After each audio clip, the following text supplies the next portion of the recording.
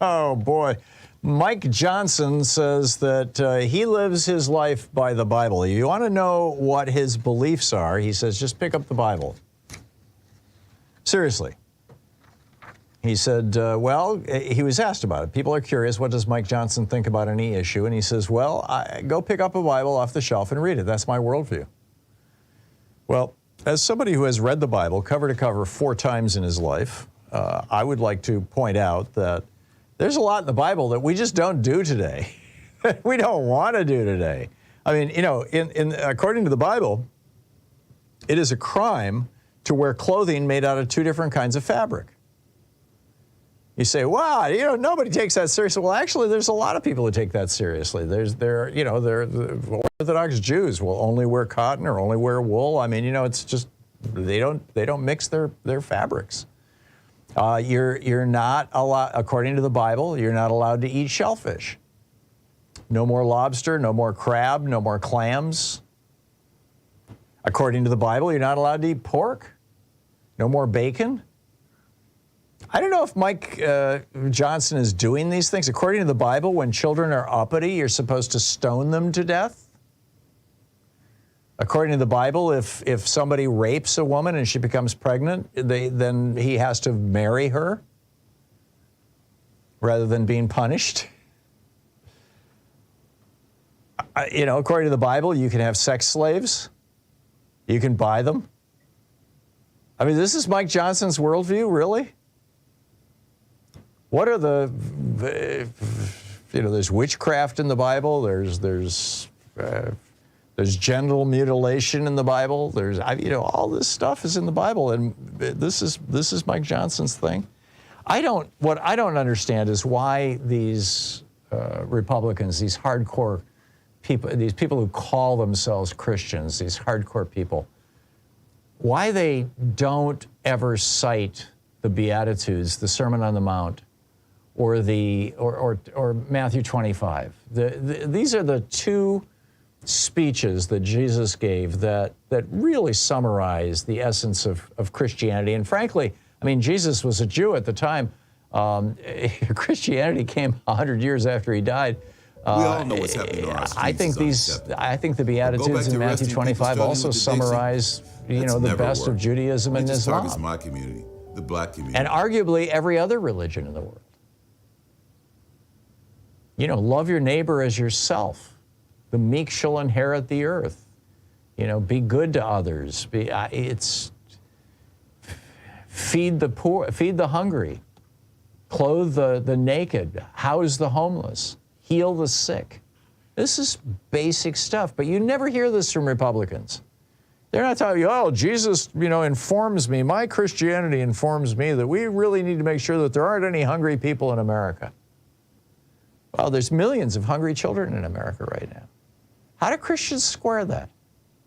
Or these people who call themselves Christians, these Republicans who call themselves Christians, how do they square that with what they're doing in Congress? More tax cuts, less money for women and infant children, the WIC program, less money for the food stamp program. And they call themselves Christians. These people are not Christians. At least not in a way that, in my opinion, that Jesus would recognize. I mean, supporting the gun industry, saying that after a dozen or so people are slaughtered in Maine, the appropriate response is prayer. We shouldn't have any laws. We don't need to do anything about guns, because it's not the guns that are the problem. After all, people are still being killed by driving cars, says Mike Johnson, says MAGA Mike. Not only that, I mean, it gets even weirder when you get into his wife. His wife is running a business, Kelly Johnson. It's called the Onward Christian Counseling Services. If you think that your kid is gay, you send him off to Mike Johnson's wife, and she'll talk him out of it. She'll convince them. She'll pray away the gay with them. Remember Michelle Bachmann, her husband, did this kind of stuff? Who was... I mean, there were allegations that he was a closeted gay man himself. I don't know how those ever shook out, but Johnson's, in 2005, he wrote an op-ed on that was dug up by CNN. He said, your race, creed, and sex are what you are. That's interesting. Your creed is what you are. That would be your religion. I'm not sure that my religion is what I am. That's a decision, isn't it? Anyhow, here's his quote. He says, your race, creed, and sex are what you are, while homosexuality and cross-dressing are things you do. No, homosexuality is what you are, at least for every single gay person I've ever known. He also wrote, homosexual relationships are inherently unnatural, and the studies clearly show are ultimately harmful and costly to everyone. Polygamists, polyamorous, pedophiles, and others will be next in line to claim equal protection. He said there will be no legal basis to deny a bisexual the right to marry a partner of each sex or a person to marry his pet.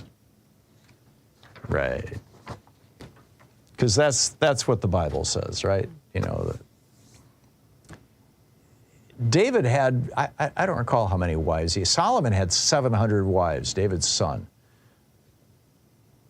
Is this how, how we're supposed to do it? Gee, I think I'll go out and get myself a couple hundred wives. I don't think so.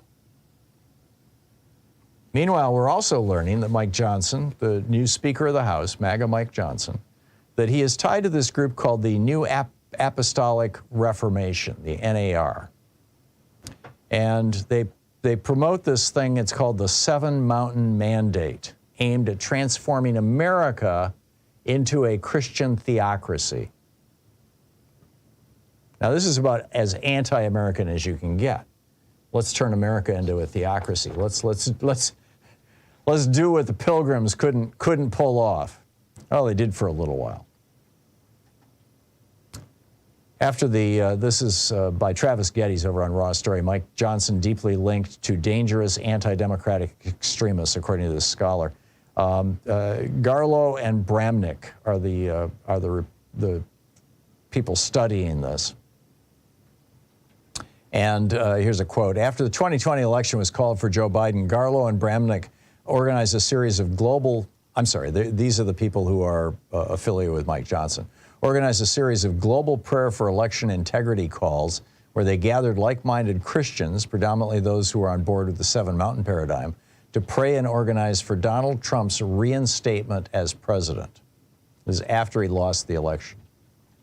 Political schemer Steve Bannon, future far-right Pennsylvania gubernatorial candidate Doug Mastriano, Christian nationalist workshop leader Sean Fucht, and former general and conspiracy theorist Michael Flynn all joined at least one of these calls, making them the central interface between the grassroots Christian nationalist forces angrily mobilizing on Trump's behalf, on the one hand, and the planners and orchestrators of January 6th who intended to channel their rage towards specific objectives on the other.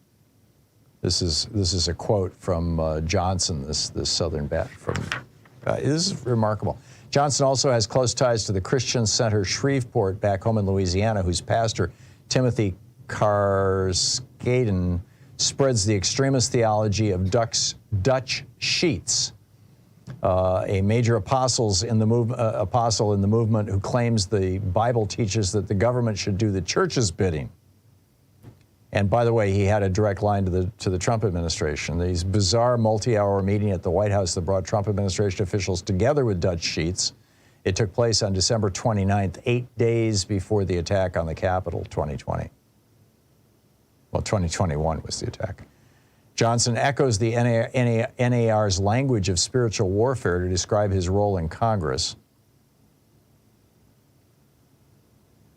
There is no contradiction in observing that Mike Johnson is both a mild-mannered, courteous, conservative evangelical Christian and a politically extreme ideologue, Taylor wrote. He has surrounded himself with some of the most dangerous anti-democratic Christian leaders in the country, the same people who theologized the January 6th insurrection and offered them his public support and praise. Is there any doubt to which flock he belongs? Yeah, I'd say there's no doubt at all. In addition to bringing you the Thom Hartmann Program here on Free Speech TV and Video Media Online, we also have a whole set of ways you can interact with us and tools you can use to spread the word about the importance of democracy and the threats to it in our republic. First, there's your daily homework.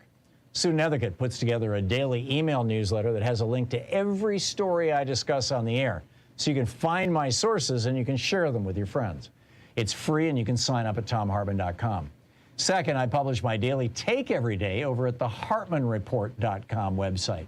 That's also free if you want the daily 5 days a week rant in your inbox. No ads either. Third, we have the podcasts.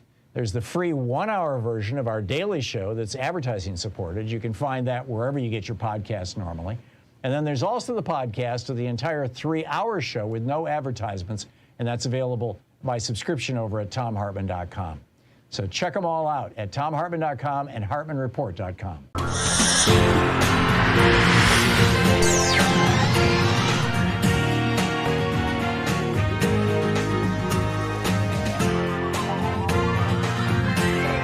We say fight back!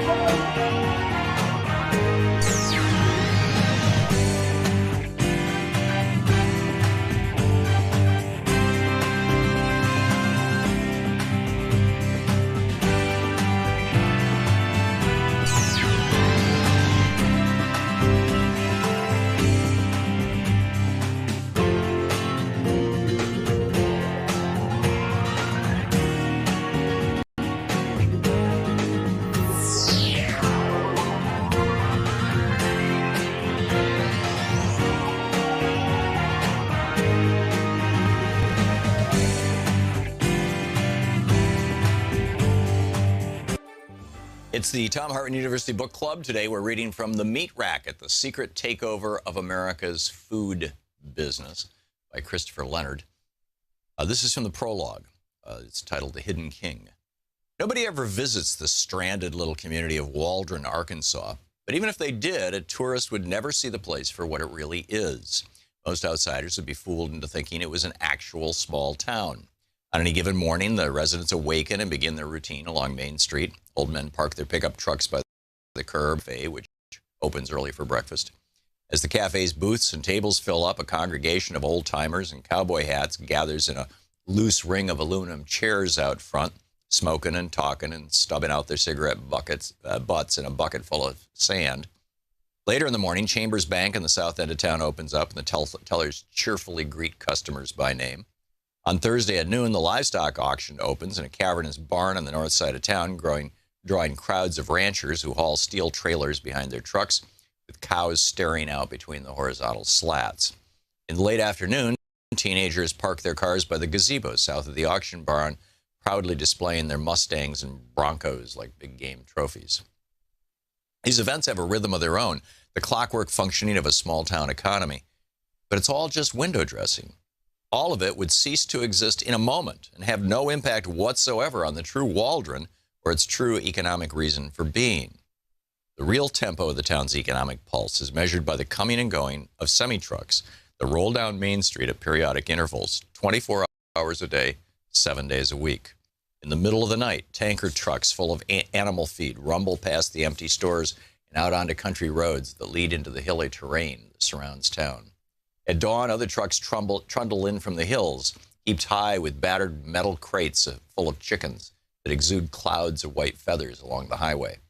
The tempo can be measured in the regular arrival of train cars full of grain and oil seeds that dump their loads at a feed mill that clanks and hums and churns all night.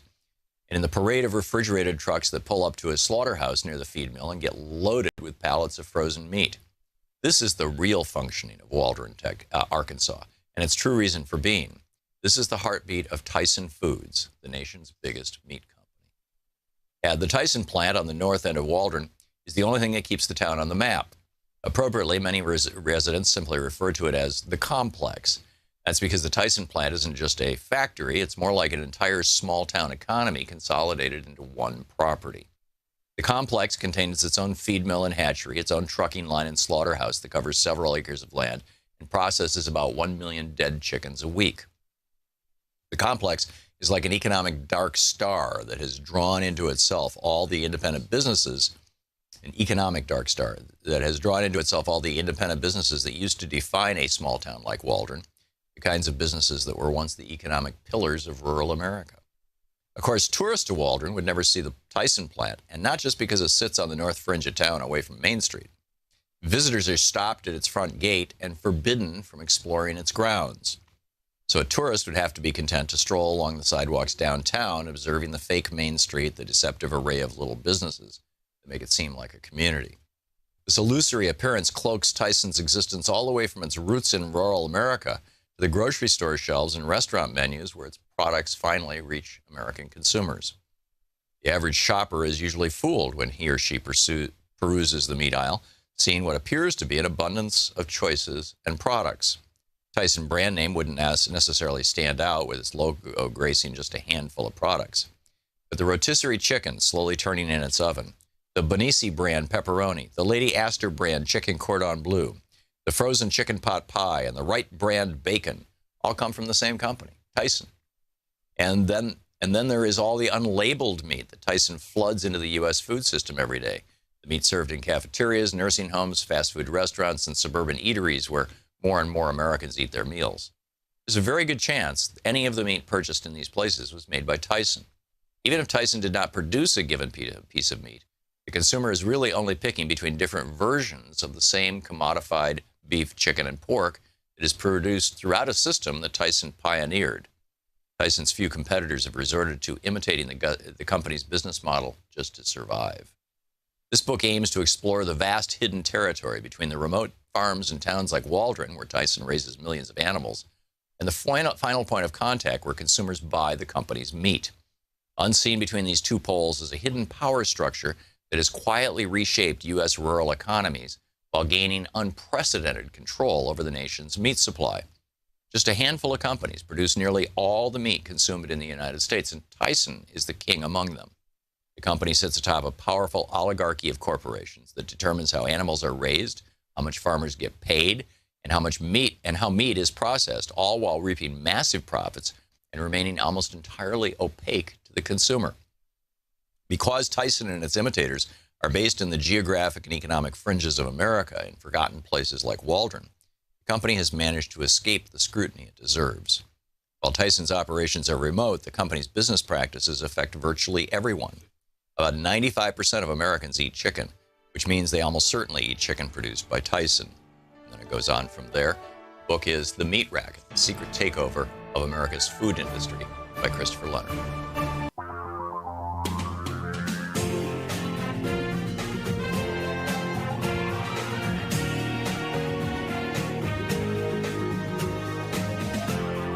This is the Thom Hartmann Program. Hey, rabbits. It's the first day of a brand new month, November. It's the first day of Thanksgiving month. It's the first day of the month before Christmas. It's the first day of, hey, the Christmas decorations are up everywhere. No, they're not. Maybe they should be. I like Christmas decorations. What can I say? It's my favorite holiday. All right, so we got a lot to talk about today. Can we stop MAGA Mike and the Republican Party from inflicting their religious crusades on America? Also coming up this week, Trump and his kids are taking the witness stand. This should be interesting. Also, why Trump is wrong that he's exempt from the 14th Amendment. We have the Handmaiden's Tale alert to start our second hour. Idaho just arrested their first teenager for abortion trafficking. Also, why pharmacy workers are walking out. And is Tommy Tuberville behind a Marine leader's health scare, a heart attack? Is anyone in charge of the Marines now? I'll tell you about that in the second hour of the program. In the third hour of our program, is our housing market heading for a 1980s-style recession? And Medicare Advantage strikes again. Deny. More reports, this time from major media, about how Medicare Advantage providers are denying health care to people all across the country, and it's literally putting small rural hospitals out of business.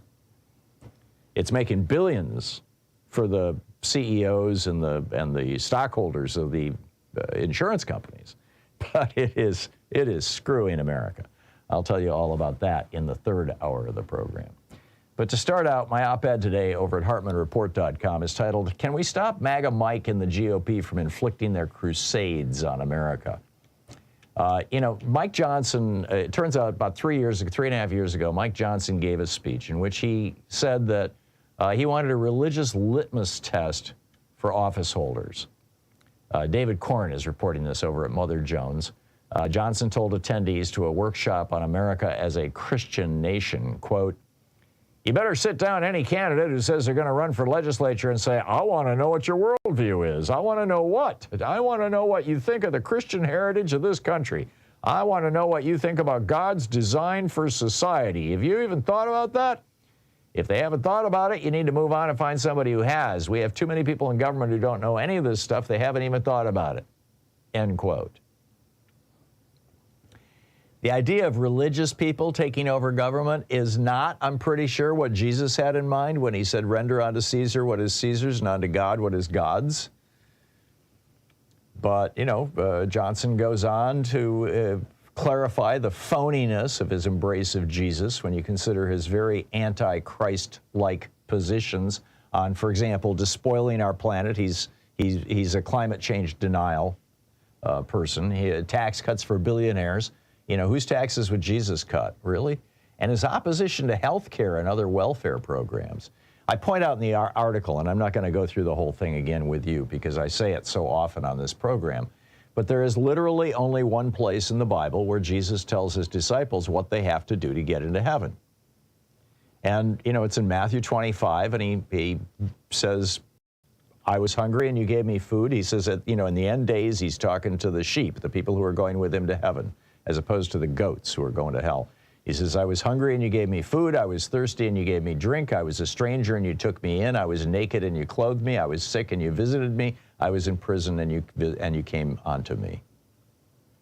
And at that point, his disciples freaked out and said, "Wait a minute, we've never seen you in any of these situations." And he said, "As you do unto the least of these, my brethren, you do unto me."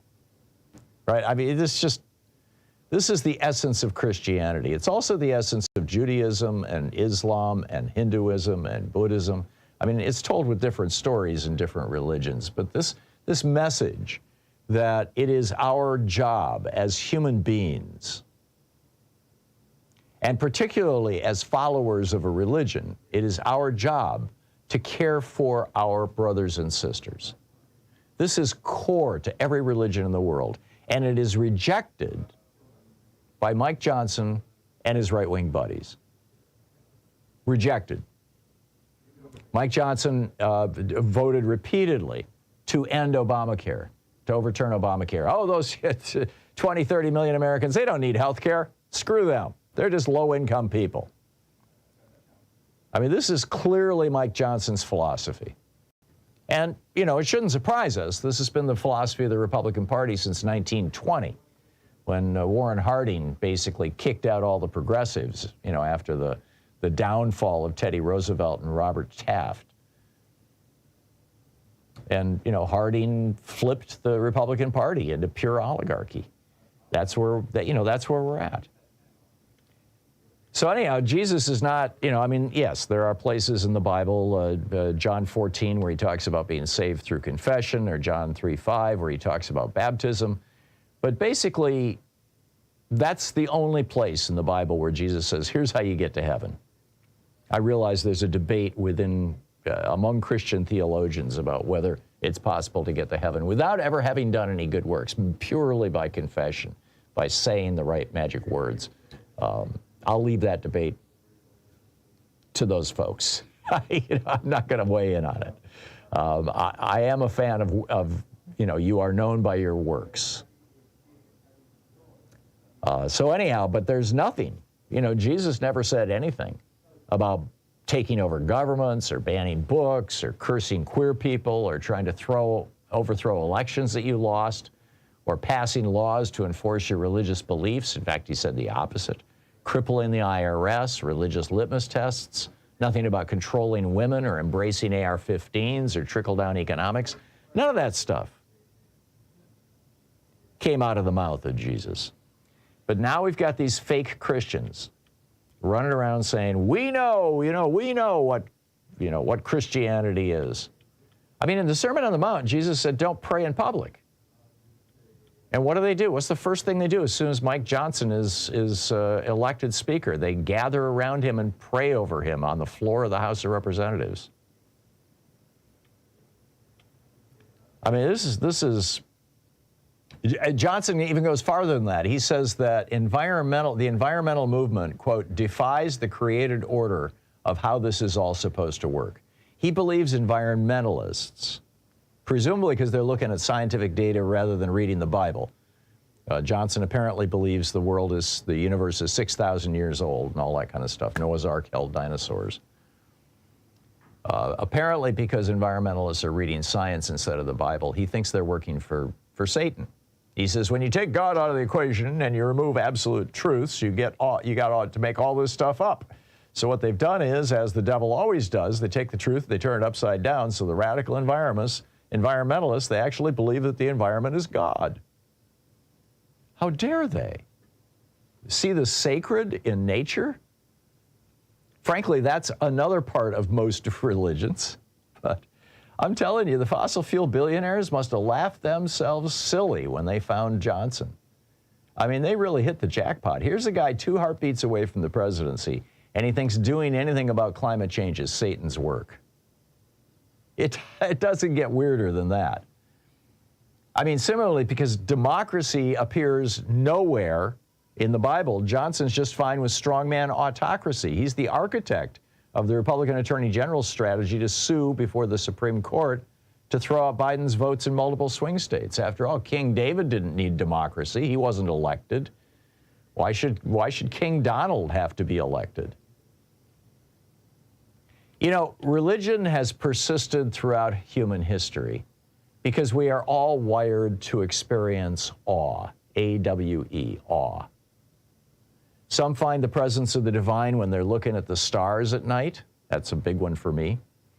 Some find it in childbirth and child rearing. Some find it in prayer and meditation. But whether religious or secular, this ability to stand dumbstruck and in awe before the grandeur of creation is a universal human trait, which is exactly why it's so disgusting and destructive when cynical hypocrites like Mike Johnson exploit sincere people's faith just to acquire and hold political power or to serve great wealth. As Jesus might say, Mike, get in the back of the line with the rest of the goats. What say you? We'll be back. It's 15 minutes past the hour. Coming up next, Trump and his kids are taking the witness stand. Don Jr. is testifying today. It's going to get weird. It's going to get interesting, but it's going to get weird. Stay with us.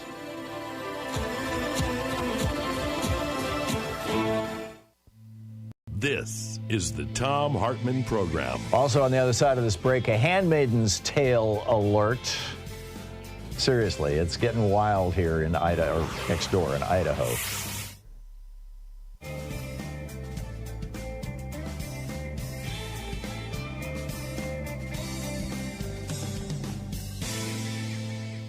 And welcome back. Glynis in Cleveland, Georgia. Hey, Glynis, what's on your mind today? Thanks for watching us on YouTube. Hi, Tom. My husband and I are longtime listeners and callers. I'm the one that has been a minister for about 47 years. I minister mainly to teens and kids. First of all, I would like to firmly assure the Republican Party that Biden won Georgia because a big batch of my teens came at voting age right beforehand. And I've taught them to read out of the Bible and not into it, so they all vote Democrat. Good on you, Glynis. But anyway, I'm just so very tired of these people hijacking our God of love. They really are the ones that Jesus and his disciples spent a great deal of time warning us about, and how they would act. The litmus test is, he said not judge them, but he did say, you know them by their fruit. Yep. These people have none of the fruits required to show that you follow God. Love, joy, peace, long-suffering, goodness, gentleness, meekness, faith, and self-control. Boy, they sure don't have that, do they? Yeah. But I've often, my husband and I laugh, we call them the Christian Taliban, because that's what they act like. Yeah. And I think that's a legitimate label. The definition is they take their interpretation of the word, and they don't care that it nullifies the word of God entirely. Yeah. I'm with you, Glenn. I'm with you, and I'm glad to hear that there's other other Christians, and in this case, a Christian pastor out there who agrees with my interpretation of this. Thank you so much for the call. I am so happy you talk about it. God bless you. Okay, thank you, Glennis. You'd really think they'd realize that God's hand's against them and give it up, but I keep praying. Well, that's all we can do. I mean, we can vote them out, too. As you were to do. There you go. Okay, thanks a lot, Glennis. I need to move along. Thank you. Good talking to you. Yep. You too. Mikhail in Concord, California. Hey, Mikhail, watching us on Free Speech TV. You're on the air. I'm not hearing Mikhail. All right, let's try Mark in Valley, Washington. Hey, Mark, what's on your mind today? You know, Tom, I really would like this Christian fascist to be thrown out of the speaker, but the problem is it seems like every time they replace somebody horrible in the Republican Party, they get replaced with somebody worse. I know. It's like, who thought there was anybody worse than Kevin McCarthy? or Matt Gaetz, for that matter. I thought George Bush Jr. was going to be the worst president we ever had until Trump came along. Yeah. So, I mean, I want this guy to go, but then the question is who do they replace him with? Oh, Mike Johnson, you mean? Yeah. Yeah, it's a good question. Who are they going to replace him with? Somebody that might be even worse. Well, they actually had, the guy that they had up for a vote just before him, and forgive me for not remembering his name, he's an obscure backbencher who had his 15 minutes of fame and it's now long gone. But that guy that they only, I think there were something like 17 votes short. That guy, acknowledged that Biden won the election. He opposed, he voted to certify Biden's election. He was a not unreasonable Republican. I realize that that's typically an oxymoron, but he was. But they had to get rid of him. So, Mark, I got to run. Thank you for the call. Your outrage is noted and well placed.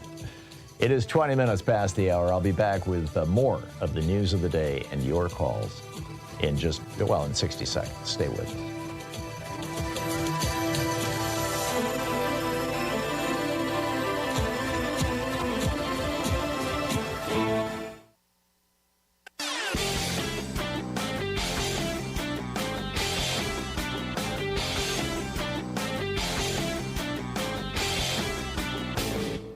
Missed my opening rant today? It's usually published over at HartmannReport.com, where you can read it and share it with your friends for free. Check it out, HartmannReport.com.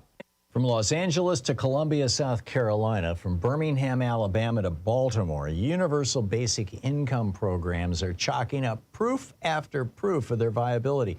Basically just giving people, low-income people, poor people, somewhere between $500 and $1,500 a month, no strings attached, is lifting people out of poverty, getting them back on track, getting them into solid middle-class jobs, helping their children tremendously.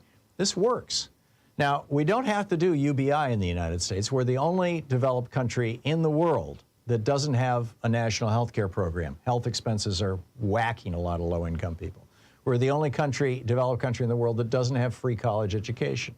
Education expenses are whacking people. There's a lot we could do. We can subsidize housing. We can subsidize food. We do that with food stamps. We could expand it. There's a lot we could do to benefit from this. There's a whole report about that over at HartmannReport.com. Check it out. 21 minutes past the hour. So Donald Trump is going to be taking the stand next week, along with his daughter Ivanka. This week it's going to be Don Jr. today and Eric tomorrow. And this is the New York Attorney General. This is Letitia James's claim, her assertion, her charge that they have committed extensive tax, bank, and insurance fraud. And not just that they have committed these crimes, but that the success of the Trump organization has been, to a large extent, contingent on their committing these crimes.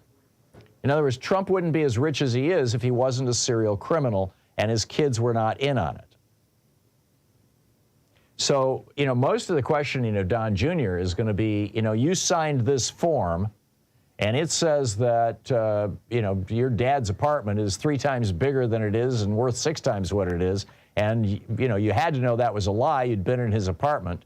or when Ivanka takes the stand next week. Well, actually, Eric was living up at, they've got this, you remember that estate in the, in Secession, that huge estate up in upstate New York? Well, the Trumps have one just like it. It's called Seven Springs. It's a massive estate. And they wildly overstated its value in order to get a big loan from Deutsche Bank, you know, to help fund Donald Trump's lifestyle. And Eric signed off on the lies about its value while he was living in that mansion, in that estate, in that essentially castle. He signed off on this stuff. So they're gonna be asking, okay, you knew this was a lie. Why did you sign off on it? And I guarantee you, this is what they're gonna say. They're gonna say either, I refuse to answer because it might incriminate me. In other words, they're anticipating the possibility that criminal charges could be coming down the road. Right now, this is just civil charges. It's just gonna cost their company money and you know, maybe kick them out. But criminal charges could land them in prison.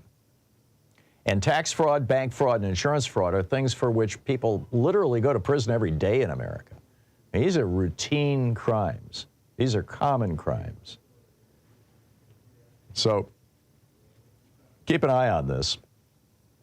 The judge has already ruled, Judge Arthur Engeron has already ruled that Donald Trump and his 3 children engaged in, quote, widespread fraud by, quote, manipulating the value of his assets, quote, by up to $2.2 billion. No wonder Forbes took Trump off the richest persons list. These guys have been running this scam ever since the 90s. I'm guessing they've been running a scam forever. But in the 90s, Donald Trump went bankrupt 5 times. Remember that? I mean, how do you go bankrupt running a casino? But he did it. He went bankrupt with his airline, he went bankrupt with his steaks, he went bankrupt with his water, he went bankrupt with his board game, he went bankrupt with basically everything he did except the TV show, and he didn't go bankrupt with that because he didn't own it. That was NBC. They owned it. And of course, his real estate empire, and his real estate empire is now tottering on the, you know, possibly tottering on the edge itself. Alan Weisselberg has already spent 99 days in jail. He's out now. But there's considerable evidence that he lied the last couple times he was on the stand, and if so, he might go back to jail. So keep an eye on this. This is going to get really interesting. Meanwhile, Donald Trump has been claiming that he can't be kept off the ballot in Colorado. Yesterday, they had the hearing in Colorado. There's one coming up in Michigan now. That he can't be kept off the ballot because the 14th Amendment doesn't mention the president. Seriously. Lawrence Tribe was on MSNBC yesterday just basically laughing at that. He said, you know, it's clear that Section 3 by itself says that anyone who engages in insurrection or rebellion against the Constitution of the United States is not entitled to another bite at the apple. In the Michigan filing yesterday, Donald Trump called himself president 35 times. He seems to think he won that election. But his argument, Trump's argument is, I never really took that kind of an oath. He says, I didn't take that oath. I took the oath that the president takes. It's an oath to preserve, protect, and defend the Constitution. But he never took an oath to protect the Constitution. I mean, we're splitting hairs here based on words. I think it's fairly clear that Donald Trump engaged in insurrection. And if that's not clear, I mean, he did fundraising for people who had been arrested for being in the insurrection. He gave aid and comfort, as did Marjorie Taylor Greene and a number of other members of Congress, to insurrectionists, people who killed 4 police officers and tried to overthrow our government. It doesn't get worse than that. You're listening to the Thom Hartmann Program. Call 202-808-9925. So what say you? We've got a lot to talk about. I'll pick up your calls on the other side of this break.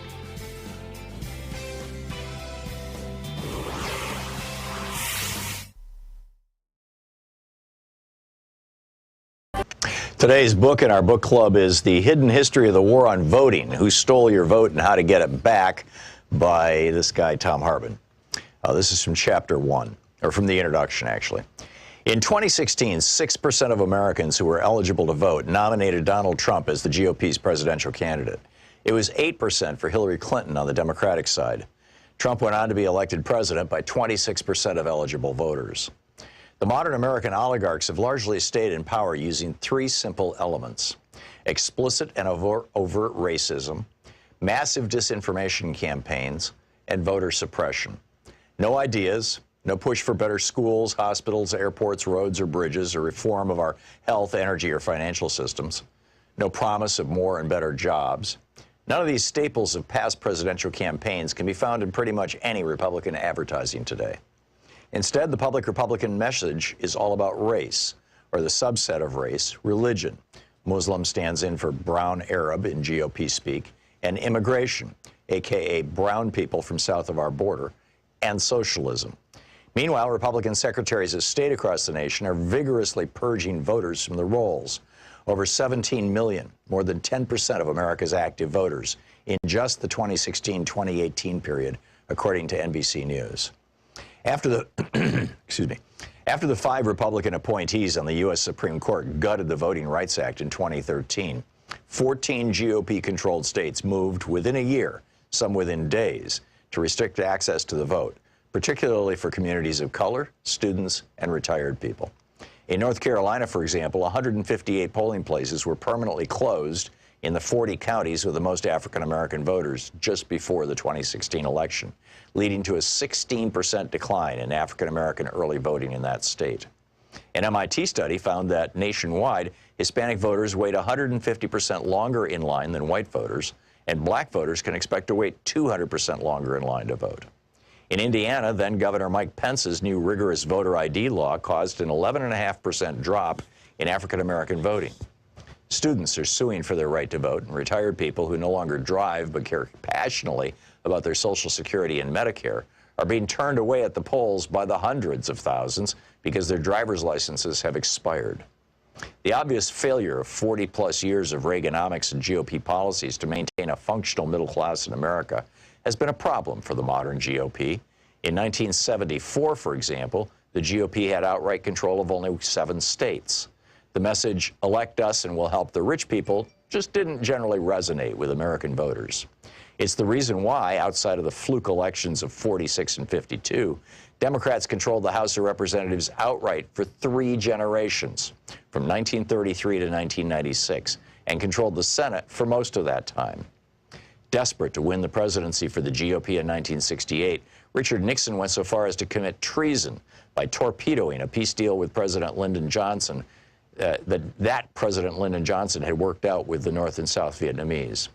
According to Abul Hassan Bani Sadr, then president of Iran, Ronald Reagan did the same thing by cutting a deal with Iran whereby they would hold on to the U.S. embassy hostages until after the 1980 presidential election, torpedoing Jimmy Carter's chances of re-election. But in 2000, the GOP changed tactics. After Reagan was almost busted for his part in Iran-Contra, he testified that he had forgotten about details of the program more than 80 times. His growing Alzheimer's spared him an indictment. They realized that getting busted for treason wasn't worth the risk. They needed a plan B, and it was deliciously simple. If most voters don't like what you're selling, then just don't let them vote. Paul Weyrich promoted this idea back in 1980 when he was campaigning for Reagan after co-founding the Heritage Foundation. And indeed, many Republican luminaries, such as William Rehnquist, who went from serving the GOP by standing in polling places and intimidating Hispanic and Native American voters in the 1960s to becoming Chief Justice of the Supreme Court, rose up through the ranks by participating in Republican-run voter intimidation schemes. Voter suppression became the foundational go-to tactic for the GOP in 2000.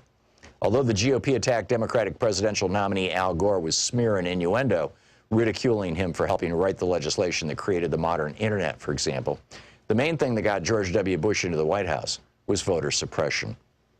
His brother, Florida Governor Jeb Bush, and Bush's Secretary of State, Katherine Harris, threw somewhere between 20,000 and 90,000 African-American voters off the rolls. They were able to get the vote close enough that 5 Republican appointees to the Supreme Court functionally awarded Bush the presidency. The BBC covered this in 2001 in 2 major investigative reports that were seen all over the world, except on any American media. By 2016, the Republican Party had fine-tuned its voter suppression and intimidation systems to the point that they ran like well-oiled machines in nearly 30 states. Between the 2012 and 2016 presidential elections, for example, Ohio had purged more than 2 million voters from its rolls, the vast majority, more than 2 to 1, in heavily African-American and Hispanic counties. The 5 Republican appointees on the Supreme Court ruled in 2017 that they could keep it up. And other states have since adopted their new tactic of caging voters. The book, The Hidden History of the War on Voting, by me.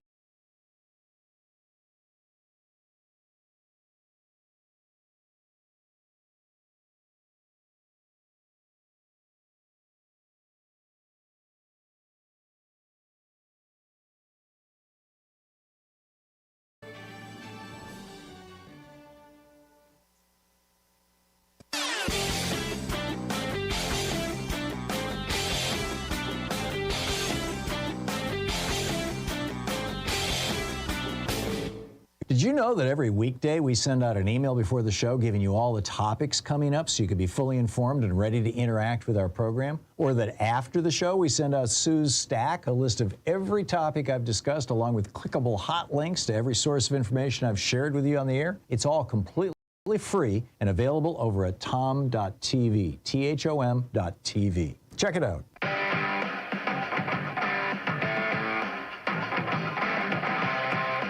Welcome back. Thom Hartmann here with you, and picking up your calls. A lot in the world going on in the world today, right? Mikhail in Concord, California. Hey, Mikhail, what's on your mind today? Hi there. How are you, Mr. Hartmann? I am fine. How are you today? I'm fine, thank you. There's a delay on the video screen, so this is my first time actually seeing your show. So I just wanted to say, I just released a Kindle story called October Decade. This is about how PhDs, professors in our universities can be so kind of anti-Semitic and cruel to people.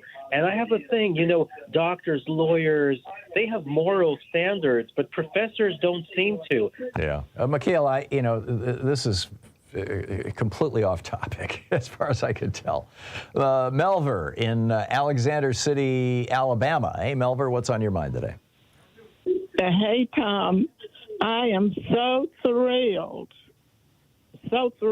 that you are making some of the truths of the Bible known publicly.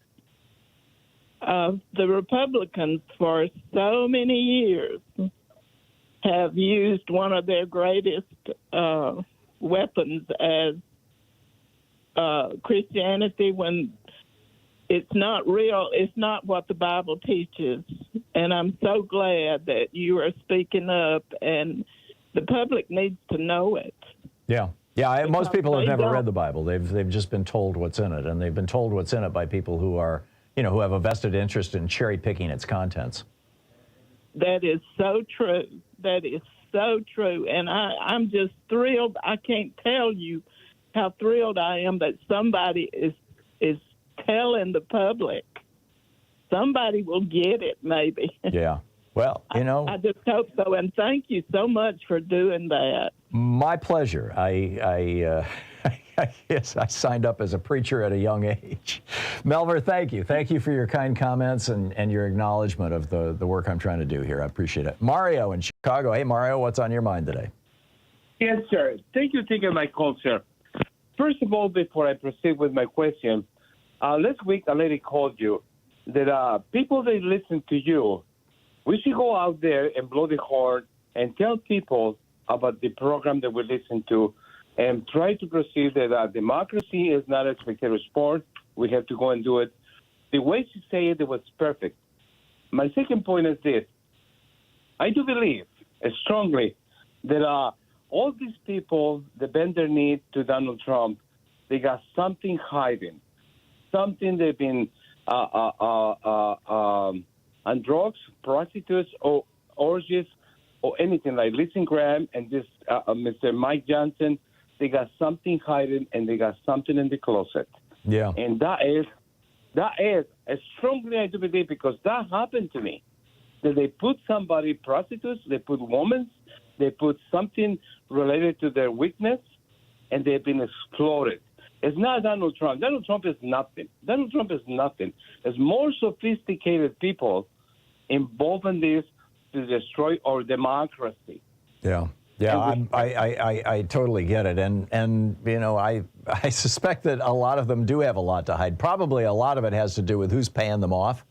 You know, my colleague Michelangelo Signorelli, whose program follows mine on Sirius XM, is suggesting in his newsletter this morning, the Signorelli Report, that Mike Johnson is actually a closeted gay man. That's the case typically with these men who jump with both feet into gay conversion therapy, which apparently Johnson is a big advocate of, and his wife is a practitioner of.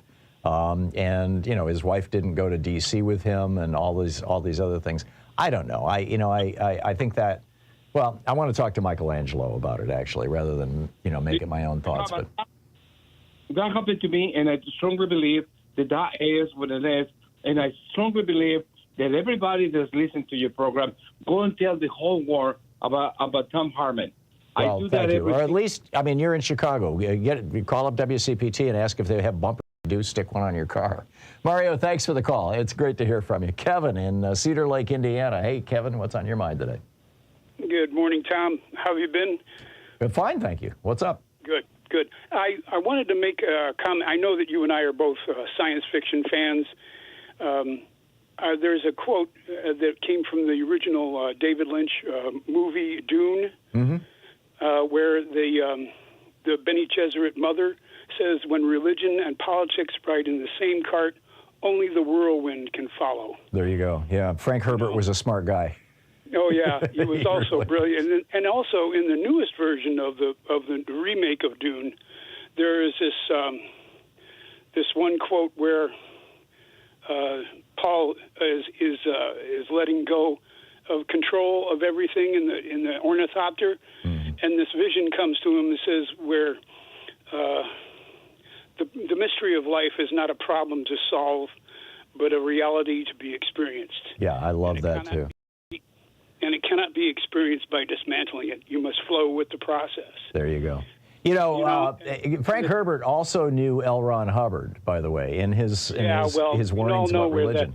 Well, let me just tell you this quick story. It's been probably a couple of years since I've told it on the air. Jack Vance is my favorite science fiction writer. I've got an autographed copy of pretty much every book he ever wrote. And his publisher, Underwood Miller Books, was also my publisher for my first ADD books. And my publisher, Tim Underwood, who just passed away this year, introduced me to Jack and Norma, his wife. And Louise and I got to know them quite well. Whenever we were in the Bay Area, we would go and stay at Jack's house and visit with them. And Jack and Norma stayed at our home in Atlanta. That's when he signed all my Jack Vance books. And Jack told us the story. Back in the 1950s, him and Poul Anderson and Robert Silverberg and Frank Herbert and L. Ron Hubbard, the five of them, they all lived in Oakland or in the Bay Area, and they were building a boat together that they were going to take out on the seas. And they'd been working on this for a couple of years, and they were all five of them were working for John C. Campbell, who published, I think it was Amazing Stories. It was one of the big science fiction magazines, and writing for a penny a word, right? And L. Ron Hubbard, yeah, exactly. L. Ron Hubbard wrote an article for Campbell's magazine. Now that magazine always had one hard science story and then a whole bunch of science fiction stories. And Hubbard wrote it as if it was the science story, although it was a fiction story. And it was about how these people from the planet Xenu had come to planet Earth and seeded the planet with humanity 10,000 years ago, and they were going to return when all of humanity was psychologically clear, when we were free of our neuroses. Yeah, that's the basis of his Scientology. Exactly, and in that article, he lays out, his strategy, which was basically kind of, pop version of Freudian psychology, along with a galvanic skin response, device. So anyhow, Jack tells this story. Ron publishes this story in Amazing Stories or whatever it was, the magazine. And they didn't see him for a couple of months. And then one day he shows up, which was unusual. And then one day he shows up, to see the guys working on the boat. and he's got this big bag, this big mail bag with him, and he empties it out into the bottom of this half-built boat, and it's all this mail, all these letters that have been opened, you know, and you know, cut open. And he said every single one of these letters has $1 in it, because in his article he had said, you know, I can get you more information about this. Just send me $1 and I'll send you the information. And the scam began. Exactly. He says to Jack, he says, screw the science fiction stuff. I'm going to go into the religion business and get really, really rich. And that was the last Jack Vance ever saw of L. Ron Hubbard. It's an amazing story. That's exactly that's the same sort of thing. You know, when Mary Trump has always said that, you know, Donald Trump's business model has always been fraud. Yeah. You know, from the very beginning, you know.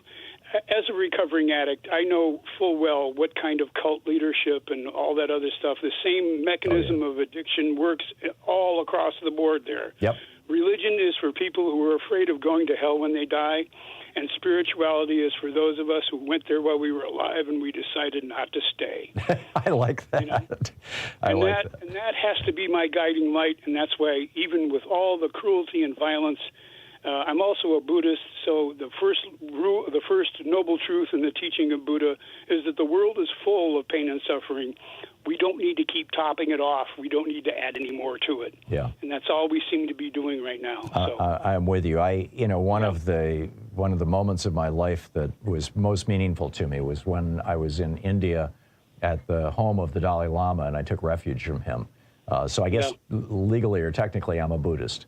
But you know, Buddhist adjacent. Yeah, there you go. But I have so much respect for Buddhism in general and Tibetan Buddhism specifically. Kevin, I got to run, but thank you for the call. Alrighty. Good talking to you. Good talking to you. Yep, thank you. It's 44 minutes past the hour. We'll be 45 minutes past the hour in just a few seconds. I'll be back with more of your calls here on the Thom Hartmann Program, the place where despair is not an option, in just a moment. Stay with us.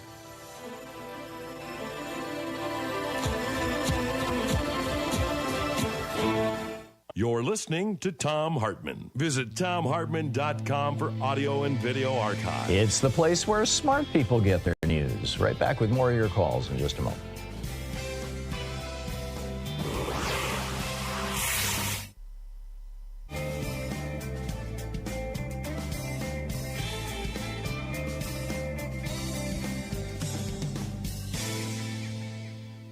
And welcome back. David in San Francisco. Hey, David.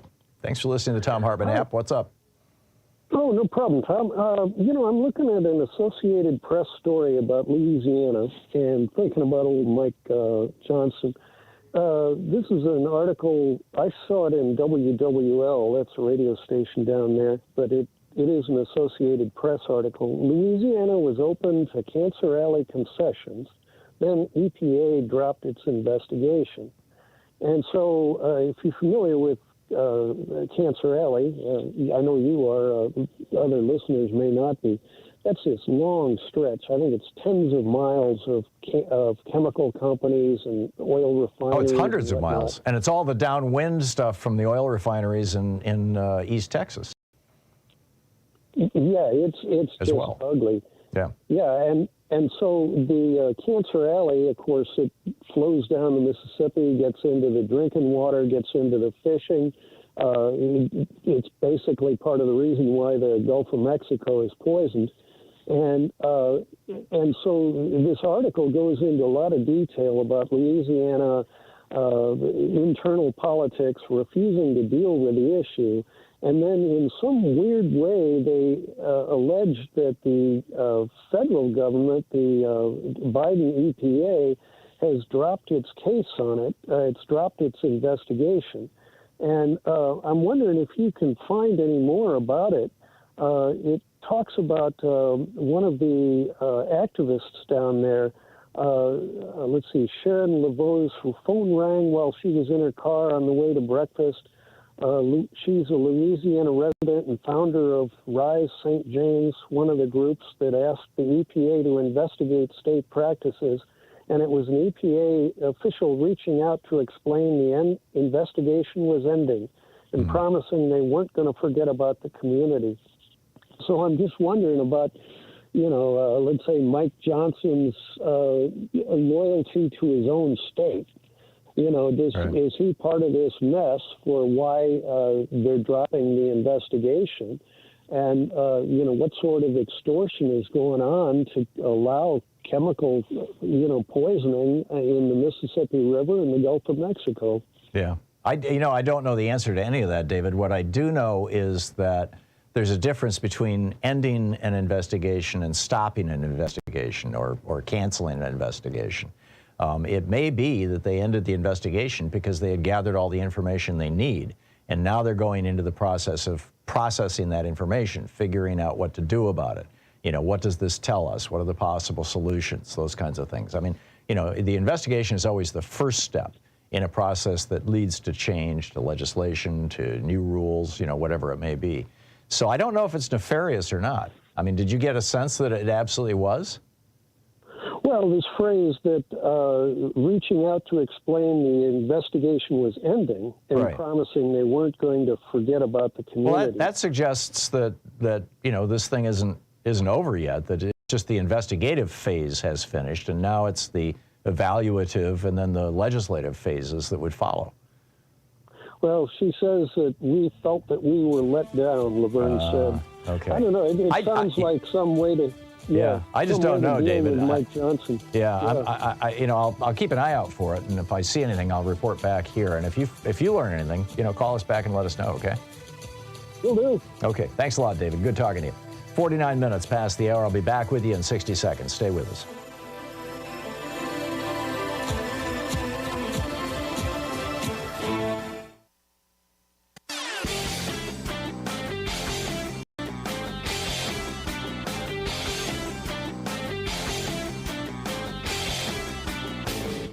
Hey, thanks so much for sharing our program and for reaching out to our stations and sponsors and letting them know that you're listening. It really means a lot to us.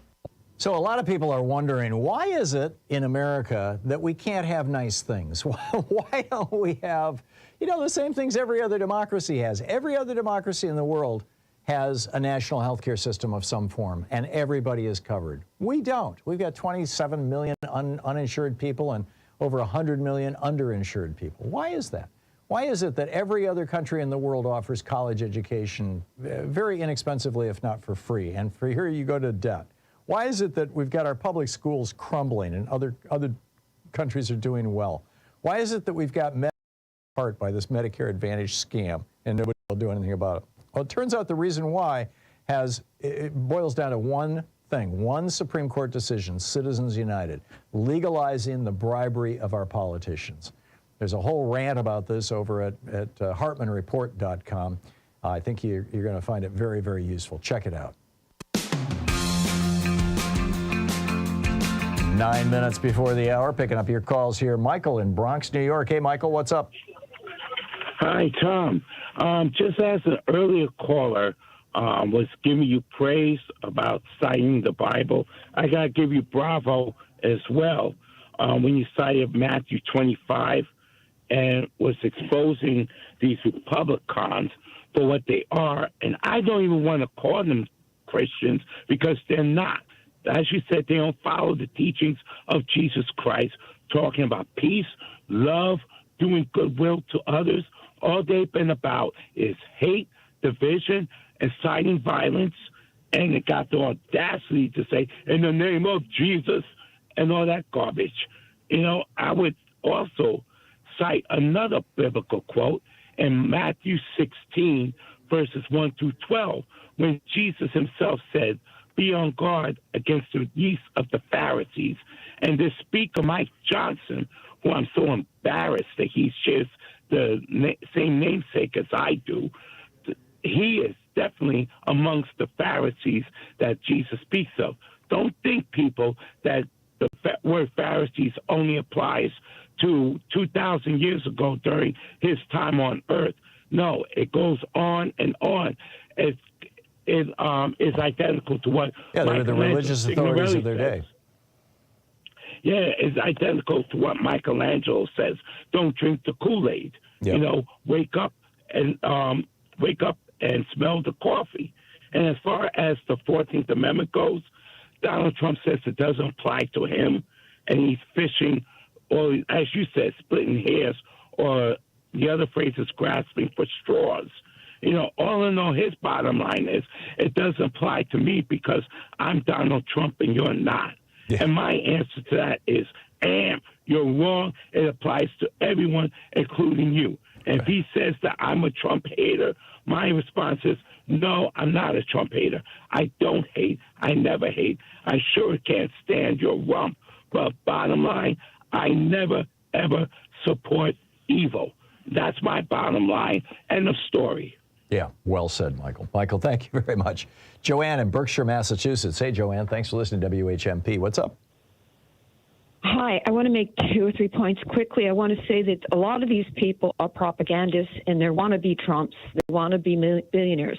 But the other point I want to emphasize, yesterday you had a caller and she was talking about the bank. I think she actually mentioned the debts that he ran up. Well, he ran up billions of dollars in debts. He being knowingly, Trump? Intentionally, yes, Trump. Okay. Walked away from them.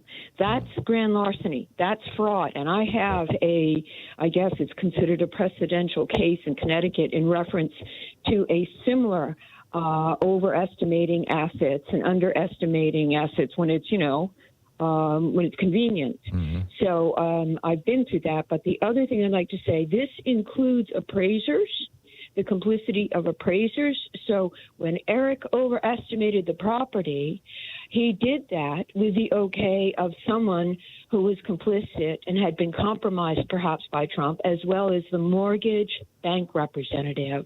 This is extensive corruption by people who cower to a cultist, a propagandist, and it's grand larceny. Yeah, it's nobody wanted to piss off the billionaire, and they ended up committing crimes in the process. Joanne, excellent point. Thank you very much. Mike in Fort Collins, Colorado. Hey, Mike, what's up? Hey, hang on. Let me put you on. I have good news and I have bad news, and I had a question when we get done here that I was hoping somebody would answer for me. Lala Boo Boo in the congressional 3rd district in Colorado. You're talking Lauren Boebert. Yeah. Okay. Yeah, is being primaried. Now the Republicans there are absolutely sick to death of her. Really? And they are supporting a quote-unquote moderate Republican for the seat. Well, I think if he wins the primary, I think Adam Frisch dream of him taking that seat away from the Republicans, is DOA. And, are you sure? Democrats are really making progress all over the country on these kinds of races. Well, I don't know. I mean, this is a district, and I mentioned this to you maybe a year and a half ago. Mm-hmm. Like people, they are so conservative. Like in Mesa County, they refuse to give more money for the first responders for ambulances. They don't even have enough money to do it themselves, so they're having to have ambulances come in from Utah. Whoa. Because they're unwilling to pay for it. Because they're not willing to pay for it. And I think that's... Is that because it's a really poor district, or is that because the local billionaires don't want to pay their income taxes? I would say probably, I don't know if there's local. Mesa County is rural. Yeah. Okay, and so people have got. So it could just be a poor county. Yeah. Well, I guess it's not like some little rural Alabama county. Yeah. But I mean, there's ranches and whatnot. There's probably some money out there. They just they've drank this Kool-Aid about not paying taxes. Yeah, austerity and all that. I get it. If you saw the little clip of Trump in Iowa, somebody asked him about the CO pipeline. He says, "Yeah, that's pretty bad, isn't it? When I'm president, I'm going to take care of that." Yeah, I got to move along, Mike. I'm sorry. Thank you for the call. We'll be right back. You're listening to Thom Hartmann.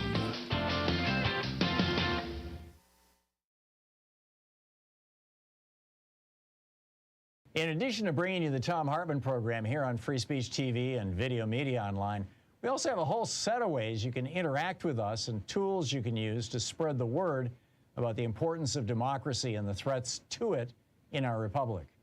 First, there's your daily homework. Sue Nethercutt puts together a daily email newsletter that has a link to every story I discuss on the air, so you can find my sources and you can share them with your friends. It's free and you can sign up at thomhartmann.com. Second, I publish my daily take every day over at the hartmannreport.com website. That's also free if you want the daily 5 days a week rant in your inbox. No ads either. Third, we have the podcasts. There's the free 1-hour version of our daily show that's advertising supported. You can find that wherever you get your podcasts normally. And then there's also the podcast of the entire 3-hour show with no advertisements, and that's available by subscription over at thomhartmann.com. So check them all out at thomhartmann.com and hartmannreport.com.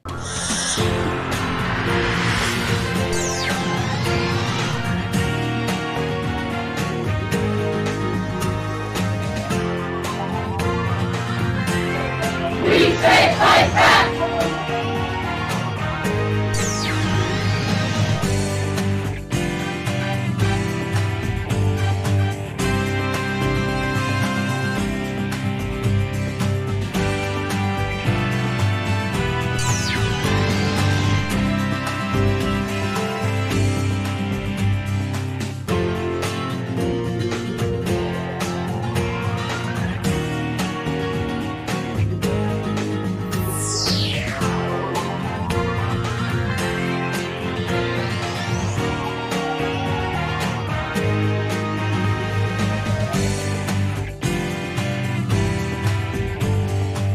The Thom Hartmann University Book Club today, we're reading from the Strip and Flip Selection, as opposed to Election, of 2016, 5 Jim Crows and Electronic Election Theft by Bob Fitrakis and Harvey Wasserman.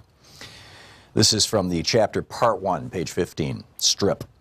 The foundation of election theft is the manipulation of race as a divide and conquer strategy. It began with the first Jim Crow chattel slavery.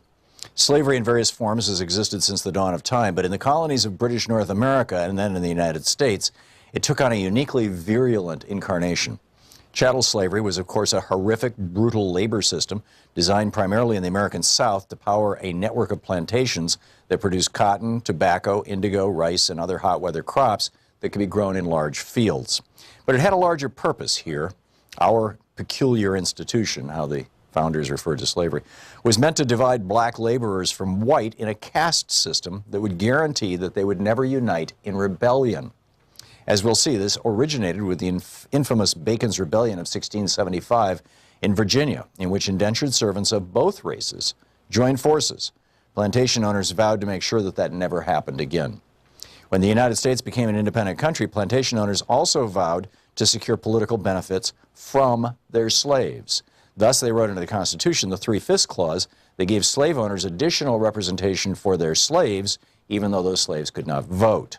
That additional vote count guaranteed that every president from Jefferson to Lincoln either owned slaves or his vice president did, and that the Congress was strongly controlled by slave owners right up to the outbreak of the Civil War.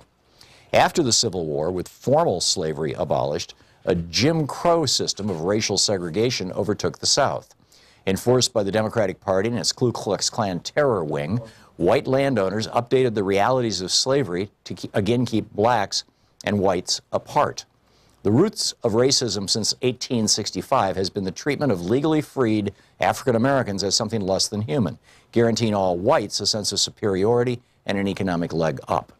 When the populist and socialist movements that campaigned most powerfully from the 1880s to the 1920s worked to overcome this separation, they were hammered by the court and electoral systems through a series of stolen elections and twisted race-based legal decisions, and the fusion of the Democratic and Republican parties in the 1917 municipal races in the Northeast. Confirmed by the Supreme Court in the 1890s, this updated Jim Crow caste system again guaranteed that blacks in the South and parts of the North would not be allowed to vote, and that they would be carefully divided from whites by caste as well as class. Since 1970, the primary weapon for suppressing the minority vote has been the third Jim Crow, the drug war. In the tradition of Bacon's Rebellion and the populist socialist upheavals, blacks and whites once again began to unite during the civil rights and anti-war movements of the 1950s and 60s. In response, Richard Nixon's Republican Party invoked the divide and conquer war on drugs. Confronted with the liberalization of the Southern Democratic Party, Nixon feared that black votes might remake America's political map. In Republican eyes, there was only one solution: disenfranchise the African American population, along with young and Latino voters who were leaning strongly to the left. In 1972, Nixon pointedly ignored a powerful report from his own Blue Ribbon Schaefer Commission on drug use and escalated the attack on marijuana and other drugs. In the 45 years since, a staggering 41 million Americans have been arrested for pot or other controlled substances. That's a number of human beings that exceeds the populations of more than 150 other countries worldwide. It has left the United States with the largest prison population in the history of the modern world, while having little or no impact on the actual use of drugs. As Michelle Alexander has shown in her landmark book, The New Jim Crow, the majority of those incarcerated have been black and Latino, with a devastating impact on our elections. Millions of these mostly young, mostly male citizens have been stripped of their right to vote, as well as their ability to maintain families, obtain work, and meaningfully participate in the political lives of their communities. All this has been by design. Once again, a new Jim Crow policy has been delegated by a ruling elite to strip our non-white population of its ability to exercise its fair share of power in our electoral process and to unite with whites in political action. In the 1890s, rising industrial interests committed the nation to a fourth Jim Crow, a course of race-based global empire. The U.S. already had a history of foreign intervention, dating to Thomas Jefferson's 1803 use of our fledgling Navy to fight pirates along the coast, the shores of Tripoli, of what's now called Libya. That was followed by the conquest of the North American continent with genocidal warfare used against the indigenous peoples who had lived here for 20,000 years. By the 1890s, when the frontier consumed, America's giant corporations began to expand overseas. They started with Hawaii, a constitutional monarchy, and then pushed into Cuba, Puerto Rico, Guam, the Philippines, and beyond. And in all cases, these interventions involved the white-ruled U.S. interfering with the political systems of non-white countries.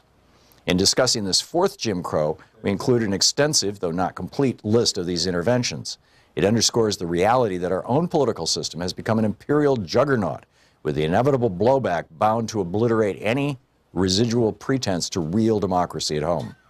Generally, there's been an attempt to portray these interventions as benign, meant to bring democracy, progress, and the Christian faith to third world nations. In fact, they've been largely economic in purpose, a dollar democracy to grab other people's resources.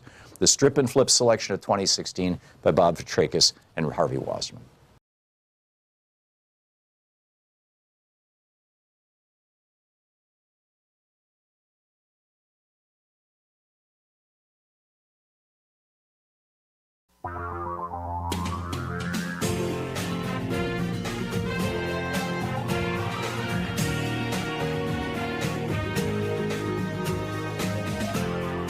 This is the Thom Hartmann Program. Hey, welcome back to the second hour of our program. Handmaiden tale alert. Idaho passed a law a few months ago making abortion trafficking a felony, a crime. If you take somebody out of state in order to get an abortion, that's a crime. Now, the law is being challenged right now. There's a lawsuit, and the law is, I'm not sure that it's on hold, but it's being challenged. And actually, it's not on hold. The abortion rights advocates are asking for a temporary injunction. They're asking for a hold on it. And probably, and that's expected in the next few weeks, but probably because this is so up in the air right now, the authorities, the police and prosecutors in Idaho, when they went after this family, they chose to use other laws, but they weirdly in their complaints literally lifted the language out of the abortion trafficking law to make the charges. The story is kind of a tragic story. There's a 15-year-old girl who was living with her 18-year-old boyfriend and his mother, and she got pregnant. And mom and boyfriend drove pregnant girl from Idaho to Oregon, where she got mifepristone. She got the abortion pill, and that was the end of that. And then later, mom had reported that her daughter had been sexually assaulted, and in the process of that, as talking to the police, she mentioned that they had gone to Oregon for an abortion, and that's when all hell broke loose. So, this isn't quite, they're at the border with the, with cameras looking for you, but the law, the law says that an adult who, with the intent to conceal an abortion from the parents or guardian of a pregnant, unemancipated minor procures an abortion. That's what's illegal, right? And because this girl's, it wasn't her mother, it was her boyfriend's mother that took her. So the kidnapping charge against both the boyfriend and his mom charges them of taking the child. KB, by the way, is the initials of the 15-year-old. Taking the child, quote, with intent to keep or conceal a KB from her custodial parent by transporting the child out of the state for the purpose of obtaining an abortion. This is a pretty slick move, right? It lets the prosecutors charge the mother and her son, the boyfriend, with abortion trafficking without referencing the specific statute, the law. And, so it's starting. It is starting. They are arresting people. They are arresting, and they're going to be these people are looking at prison. This 18-year-old and his mother are looking at going to prison for having driven this 18-year-old's girlfriend over to Oregon to get an abortion, something that would have been perfectly legal prior to the Dobbs decision, prior to 6 right-wing crazies on the U.S. Supreme Court. Deciding, or was it 5, deciding, enough is enough and we're going to outlaw abortion and all that kind of stuff. Just amazing. How do you describe Donald Trump? Jeff Dietrich, in his newsletter today, has just one of the greatest, maybe you can come up with a better one, but Donald Trump is the quadrice indicted, twice impeached, popular vote losing, Adderall huffing, insurrection leading, judge threatening, gag order defying, lawyer ignoring, witness tampering, disabled veteran dishonoring, inheritance squandering, language mangling, serial sexual predator, predating, draft dodging, casino bankrupting, butler bullying, daughter perving, hush money paying, real estate scamming, bone spur faking, ketchup hurling, justice obstructing, classified war plan thieving, golf cheating, weather map defacing, horse pace promoting, paper towel flinging, tax evading, evidence destroying, charity defrauding, money laundering, diaper filling, 91-count fluorescent tangerine poop bag, ready to exploit whichever side prevails. Yeah, I think that's pretty good. All right, meanwhile, CVS and Walgreens pharmacy workers are protesting. They don't have a union, so this isn't a strike. But it is a walkout. It's happening all across the country. Now, the Walgreens, CVS are claiming, and Rite Aid are basically saying, well, I don't know what's going on. We don't have a problem. But pharmacy workers are calling in sick and walking off their jobs this week across the country, writes Michael Levison over at the New York Times today. The protest by non-union workers called Pharmageddon on social media, affecting CVS and Walgreens locations. They're quoting a pharmacist from Oklahoma City who used to work for Walgreens. His name is Blood Tenno. He says, pharmacies are not okay. Your local Walgreens and CVS and Rite Aid is not okay. It's a soup of danger with ingredients from companies who have lost the core belief of what we do, which is patient care and patient focus. And I think he's absolutely right. Louise and I have commented to each other many times about this in the last few years. It used to be you'd go to the pharmacy, the pharmacist knew who you were, they helped you with your prescription, they'd say, hey, you be careful, don't take this with that, those kinds of things. They gave service. They cared for their patients. They cared for, and they collaborated with physicians. Now they're basically robots. They're just, here I am, my job is to pass out pills. And this article in the New York Times On Monday, the first of 3 planned days of walkouts, Mr. Jerominski said that, quote, thousands of stores were understaffed and 25 pharmacies closed in 15 states, including New York, Pennsylvania, Connecticut, Florida, Texas, and Illinois. Walgreens, however, said only 3 pharmacies out of 9,000 closed. And CVS said, we're not seeing any unusual activity. And Rite Aid said, we are unaware of plans by our pharmacists to participate in this activity. Many of the people who are walking out say they were inspired by about 24 CVS pharmacists who walked off the job in Kansas City, Missouri, back in September, about 6 weeks ago. The workers had organized this. They don't have a union, as I mentioned, but they organized it on Facebook and Reddit, rallying around demands for more staffing as well as better pay and guaranteed hours for pharmacy technicians. Christine Setti, 64, quit her job as a pharmacy technician at CVS in Pennsylvania because, quote, I just felt like they didn't appreciate their employees. She said she had been 39 years on the job. This is a woman who's been working in this pharmacy for 39 years, and she was making $18.19 an hour. And basically working 2 jobs. And you know, this is somebody who literally has your life in their hands. I mean, if she puts the wrong pills in the bottle and you take them, you could die. $18 an hour. CVS, she said, cut her hours from 40 a week down to 30 a week. Big companies do this because you're no longer eligible for all kinds of things. I'm not sure about unemployment, but you're certainly not eligible for, you know, a lot of benefits that companies offer, like health care and things like that. IRAs, 401ks, et cetera. Rebecca Given, an associate professor of labor studies at Rutgers University, said it's a symptom of what we see in lots of areas of healthcare, which is that various kinds of healthcare providers are motivated by profit and revenue, and if they can squeeze staff costs, they do. You see this, she adds, in nursing as well. Staffing shortages really get into a vicious cycle where the more short-staffed you are, the harder it is to do the job properly, and that makes more staff frustrated and demoralized and more likely to leave. And so now you've got this, you know, this dog chasing its tail kind of vicious circle or cycle where the you know, it's just going down in flames, basically. The people are going down in flames. The organization is going down in flames.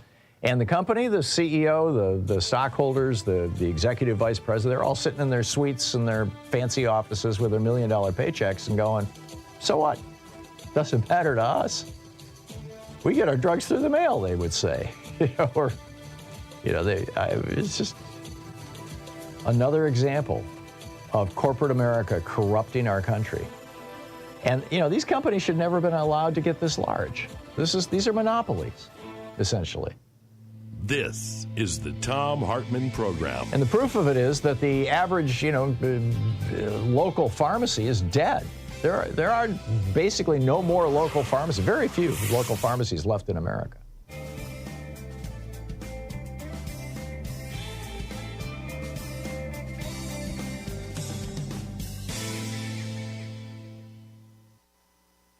And welcome back. And let's see here, picking up your calls. Diane in Ann Arbor, Michigan. Hey, Diane, thanks for watching us on YouTube. What's on your mind today? Yes, hello, Tom. First of all, I'm requesting that you study Project 2025. It's a Republican plan to revamp our whole government. Already have. In it. I've written about it. I'm familiar with it. I've talked about it here on the program. It's an abomination. I'm with you, Diane. Well, you know, why pick and parse why you should vote for Biden as opposed to Trump when all you have to say is, do you want that plan that'll destroy democracy or not? Plain and simple. Yeah. Make it easy. Yeah. Another thing, I am getting so tired of people who, these church folks that won't keep it in the church on Sunday. They are everywhere talking. I listen to C-SPAN. They keep going, speaking on their church Bible selections and all of that. Just keep it to yourself in church because not everyone subscribes to that. And they just push it and push it. And quite frankly, if it weren't for the churches, and I'm not talking about any particular denomination, churches across the board, we would not have had Trump. Well, we wouldn't have had Trump. Yeah, no, I agree. He couldn't have been elected without their help. I think it's important to note that Mike Johnson is a seven mountain dominionist, and the 7 mountains, these are the areas where these 7 mountains, each one of them needs to be taken over by Christians, according to Mike Johnson. And the 7 mountains are education, and we're seeing this all over the country right now. We've got 4 states that have offered vouchers to 100% of every student in the state. They're trying to Christianize their education system. Number 1, education. Number 2, religion. Number 3, family. Number 4, business. Number 5, government and military. Number 6, arts and entertainment. And number 7, the media. I mean, this is what's going on. They don't realize how dangerous all of this is. And I think, isn't he another one who's big on that? I think that's more popular within government officials, politicians, than you realize. But getting back to this church business, why do you think Trump ran to the churches to support him? Because they are so gullible. They'll believe anything. If you say what you want them, if you say what they want to hear, they'll fall for it. I just, we gave up our country to Trump through the churches. Yeah. And the Johnson Amendment was put in place by President Johnson to so that the religious entities would stay out of politics. And to do that, he made a deal with them that they would be tax-free. Yeah. They would have a tax-free status. And what did they do? They said, oh, okay, sounds good. We'll stay out of politics. And yet they turn around, they double back, and now they're in politics more than ever. Yep. And that's why we have Trump.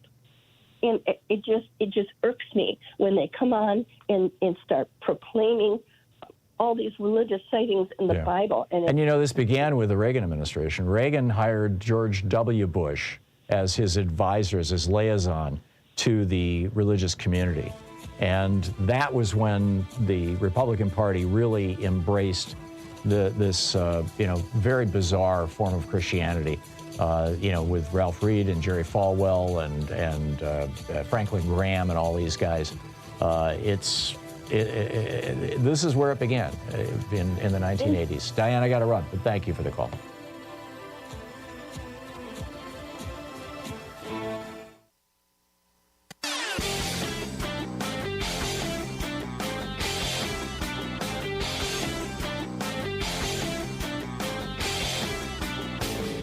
Change starts with you. You can be calling your Democratic or Republican representatives to let them know what you think by calling 202-224-3121. It's the Capitol switchboard. It'll get you right through to them. There is a long history of right-wing, conservative, Republican-appointed Supreme Court justices becoming liberals, or at least becoming reasonable.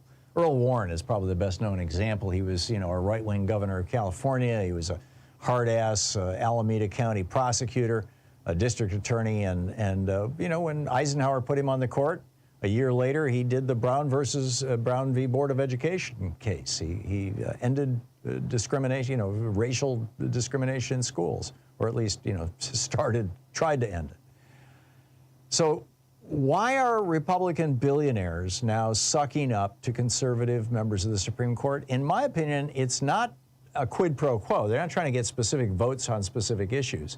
They're trying to prevent them from doing what Earl Warren did, which is waking up and voting for the benefit of America rather than just their patrons. There's a whole piece about this over at HartmannReport.com. Check it out.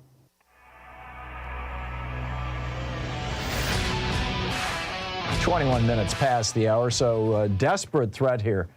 This is a pretty remarkable story. The guy who's running the Marine Corps, Eric Smith, he's a general, Marine Corps General Eric Smith, ended up in the hospital Sunday following an apparent heart attack. Why is Eric Smith in the hospital with a heart attack? Well, according to Senate Armed Services Committee Chair Jack Reed, Democrat of Rhode Island, it's because of Tommy Tuberville. Tommy Tuberville has refused to allow the Senate to replace the commandant of the Marine Corps, and so this guy, Eric Smith, has been working 2 full-time jobs. Richard Blumenthal pointed to 9 open positions at Central Command where the U.S. where we've been attacked. They've been attacked on U.S. troops by forces supported by Iran. He said, I am so angry as much as I am saddened that the Marine Corps will be handicapped by the absence of a commandant. The potential as well for an absence in the commandant position just reemphasizes how the Tuberville hold is a desperate threat to our national security. Senator Reid, Chair Jack Reid of the Armed Services Committees, told Politico, quote, one of the reasons I think, he's talking about the General Eric Smith's heart attack, he said, one of the reasons I think contributed to his condition was he was doing 2 jobs at once. I've read where he was working from 5 a.m. to 11 p.m. As a result, if he had as his normal an assistant, he could switch off, but he can't.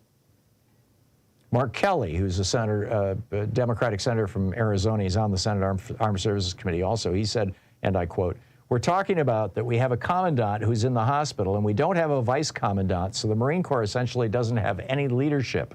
I mean, when was the last time that happened? I'm telling you, Republicans are trying to destroy America.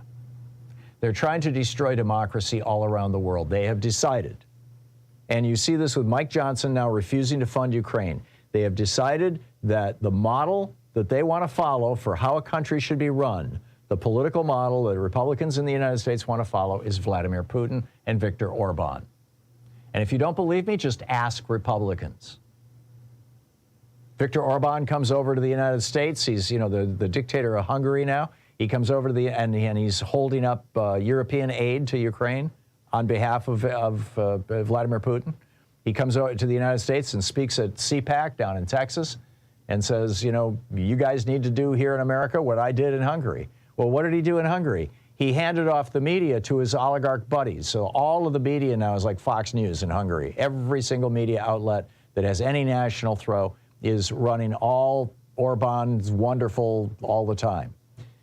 He started pogroms, attacks on Jews, on gay people, on people of color, on Syrian refugees. He built a wall on the southern border. You know, basically, he's gone farther than Trump, and he's saying you guys need to too. And this is what the Republican Party is trying to do. We finally got an ambassador to Israel yesterday because Rand Paul I'm not even sure that Rand Paul, stepped back from this. I think that, they just worked around him. The Senate worked around him to get an ambassador to Israel. But Jack Lew is our new ambassador to Israel, a former Obama administration official. But we didn't have an ambassador to Israel for a year. Why? Because this is truly wacky, right? I mean, Tuberville is holding up the commandant of the Marine Corps because he doesn't want raped women in the military to be able to get abortions. The reason why we don't have an ambassador to Israel or to Lebanon or to a half a dozen other countries in the region, just think about how crazy this is, right? Not having an ambassador is because Rand Paul has decided that he's not going to let us have ambassadors until the Food and Drug Administration or some government agency tells him about gain-of-function research around COVID in Wuhan, China back in 2000. I mean, the guy is a crackpot, right? He went to college to become an ophthalmologist, but he never wanted to actually take the exam and get board certified, so he created his own board to certify himself. Seriously. He's a crackpot. And he pursues all these bizarre conspiracy theories, and this is the model. These are Republicans. This is what the Republican Party is all about. Do what Putin says. Do what Orban says. Democracy? Screw democracy. We don't need no stinking democracy. We got billionaires. They're telling us what to do. They're buying our vacations, sending us off on luxury trips. I mean, you just ask Clarence Thomas. This is what the GOP has brought America to. Be sure you're registered to vote this fall. You're listening to the Thom Hartmann Program. Call 202-808-9925. Especially if you live in Virginia. This is a big one next week. We'll be right back with your calls.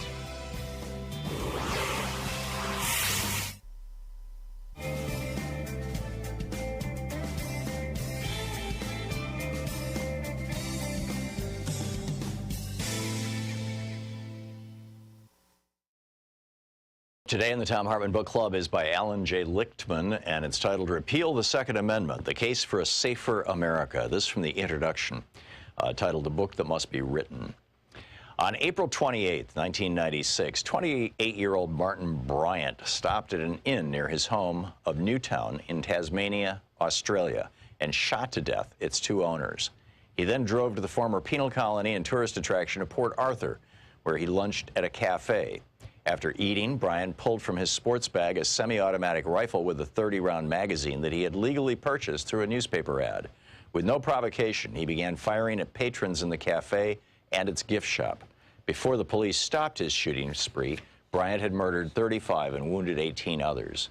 His motive remains unknown. There were people everywhere, bodies, said witness Lynn Beavis. I thought at the time, being a nurse, I've seen dead people, I've seen blood, I've seen things like this, but what I saw in there, nobody but perhaps a soldier would know what that was like. The leadership of a shocked nation responded to the Port Arthur massacre, not with thoughts and prayers, but with decisive action. The country's conservative-led government rebuffed their gun lobby and its American ally, the NRA, to adopt comprehensive national gun controls. In a 2015 broadside labeled Australia, There Will Be Blood, the NRA charged that those regulations, which Australia significantly tightened as of 2002, have, quote, robbed Australians of their right to self-defense and empowered criminals. If the NRA was right, America, with its lax control over firearms for alleged self-defense, should be one of the world's safest countries, certainly far safer than Australia, where criminals presumably evade gun controls to prey on defenseless, law-abiding citizens. Yet in the latest reporting year, gun homicides claimed 14,542 American lives, compared to 27 in Australia. And all homicides took 19,510 American lives, compared to 222 in Australia. Since the NRA issued its warning, firearm homicides have declined in Australia, while soaring by 3,534 in the U.S. An American is now over 30 times more likely per capita than an Australian to be murdered by a gun, and 7 times more likely to be murdered by any means. If we had rates comparable today to Australia's, some 14,000 American lives would have been saved from firearm homicides in 2017 alone. By the gun lobby's twisted logic, Japan, which has one of the world's strictest gun control laws, should be drenched in innocent blood. Yet out of a population of 127 million, shooters in Japan murdered only 3 persons and injured only 5 in firearm assaults throughout 2017. Australia and Japan are not outliers. As compared to residents of our closest peer democracies in the G7 group of nations plus Australia, an American in 2017 was over 20 times more likely to die from a gun homicide. The gun lobby would have you forget that gun deaths are not limited to murders. In 2017, 23,854 Americans died from gun suicides, 64% more than were killed in firearm homicides. As compared to the peer nations, the 2017 per capita rate of firearm suicides in the United States was 7 times higher, while the rate of suicides by other means was 40% lower. These other democracies all have strict firearm regulations. None has a constitutional right to keep or bear arms, a distinction the United States shares worldwide only with Guatemala, whose gun murder rate is the 3rd highest of some 195 nations worldwide. Why has America lagged behind the democratic world in protecting its citizens from needless death and injury? The culprit is not spending by the NRA on campaigns and lobbying, which other pressure groups exceeded. The real problem is that which gun control advocates fear to name, the Second Amendment. Led by the NRA, the gun lobby exploits a historically defective, perverse reinvention of this amendment to inspire their grassroots supporters, sell guns, and provide constitutional cover for their opposition to making us safer by regulating firearms. The competing movement for gun control has floundered in response to the gun lobby's triumphant marketing of the Second Amendment. Gun control advocates have righteous zeal and noble motives, but lack a winning strategy. Instead of forthrightly refuting the lobby's bogus claims, the gun control movement has instead fallen into the trap of lamely insisting, "Oh, we support the Second Amendment, but we also support responsible gun control." With such a self-defeating strategy, the movement can never win. It plays on the gun lobby's home turf and fails to rally the American majority that favors stricter firearms regulations. It provokes only scorn from a gun lobby that dismisses yes but assurances as rank hypocrisy. And it ignores the clear history and the true meaning of the Second Amendment itself. The movement for gun control must strike hard with a new strategy. Repeal of the Second Amendment is not only right, but realistic. It would break open the political logjam and open a path for the comprehensive national gun control and safety measures that have eluded the American people for so long. None of these measures would confiscate firearms or stop Americans from using guns for hunting, sport shooting, antique collecting, or legitimate self-defense. A well-regulated militia being necessary to the security of the free state, the right of the people to keep and bear arms shall not be infringed. These form the Second Amendment. The book Repeal the Second Amendment by Alan J. Lichtman.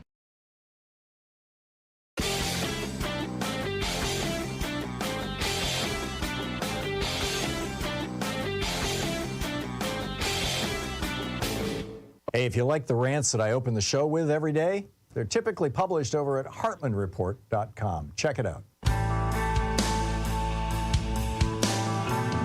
Welcome back. It's 34 minutes past the hour. Let's pick up your calls, see what's on your mind today. Tom in New Orleans. Hey, Tom, what's on your mind today? Good morning, Tom. Oh, you know, Mike Johnson, of course, because I'm glad I live in New Orleans and not Louisiana. I guess it is kind of a state unto itself, isn't it? Yeah, right. The northernmost city of Costa Rica. Back to the beginning, talking about Jesus Christ and what he advocated.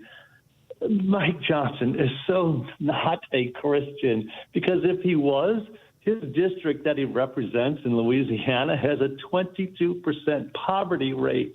Whoa, really? Yes, wow. And Shreveport, where he was born, Shreveport has a 26% poverty rate. So what is he doing for the poor people of Louisiana? That's what he's supposed to be representing them. Right. Yet he's representing the rich.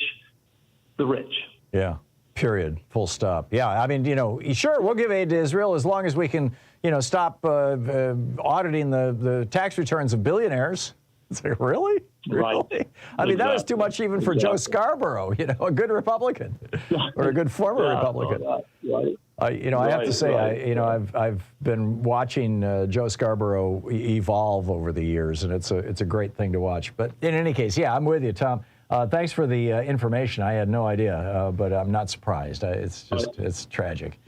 So, all right. Thanks for taking my call, Tom. Thank you for the call. Day. Thanks for listening on Sirius XM, and go New Orleans. Our video guy Nate is down there on vacation this week. Chuck in Hermitage, Pennsylvania. It's Hermitage, Pennsylvania. Hermitage. Earlier, okay. What's up? Yes. You were talking about some of Trump's business failures. There's one that almost never gets mentioned. It's called Private Test, in which he supposedly, you mailed in your urine.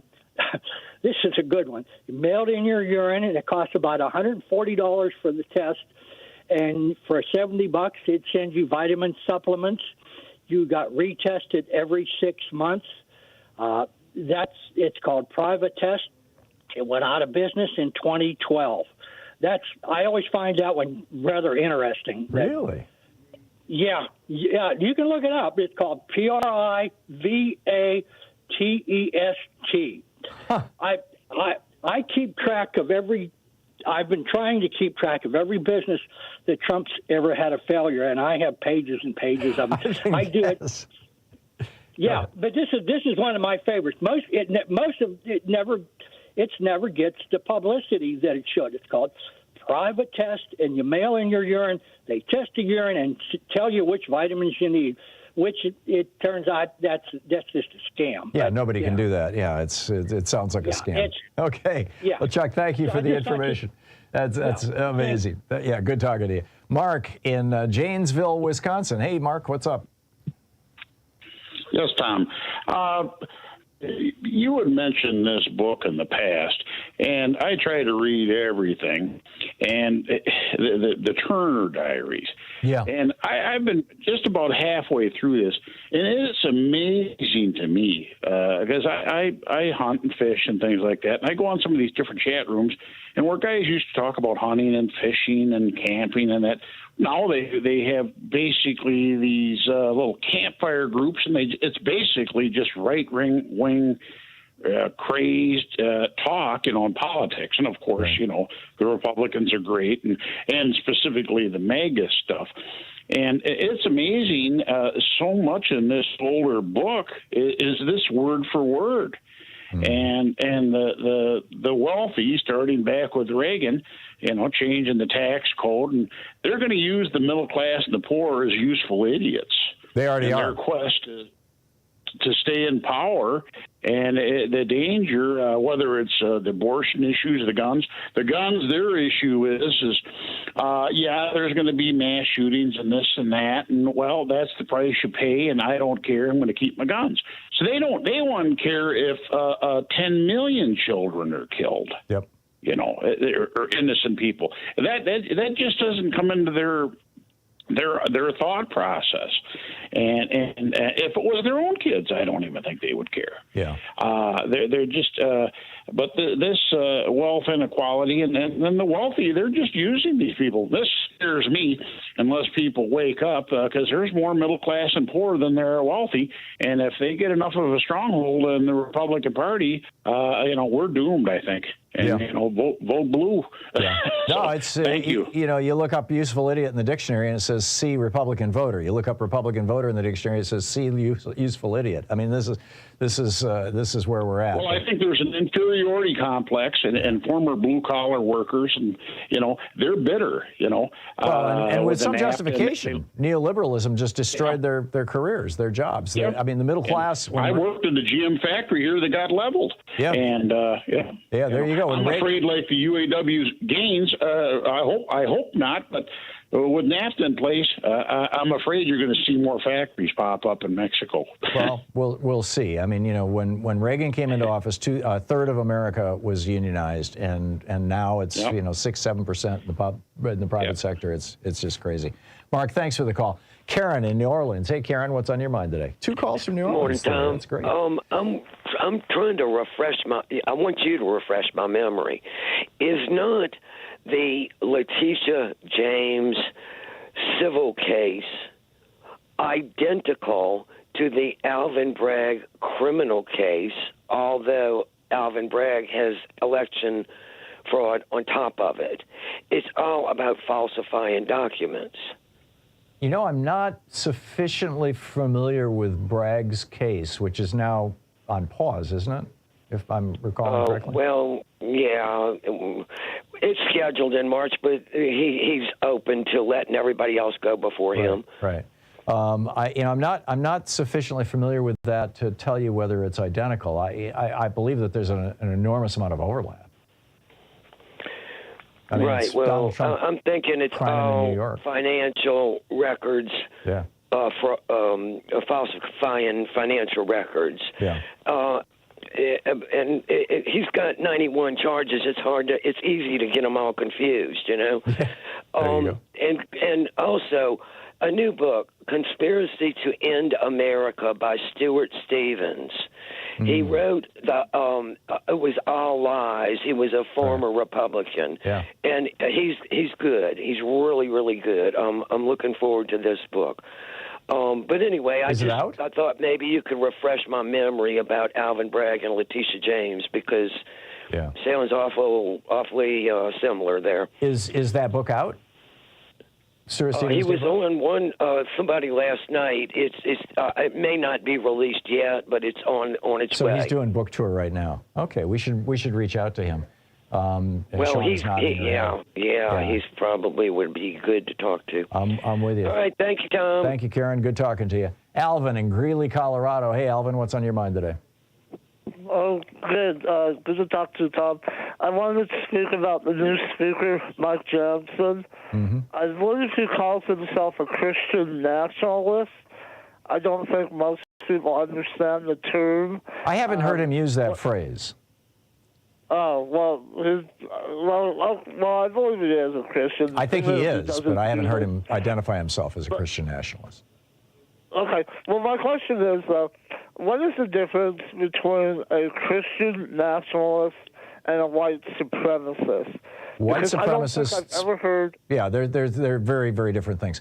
Christian nationalists, I mean, they can both be the other as well.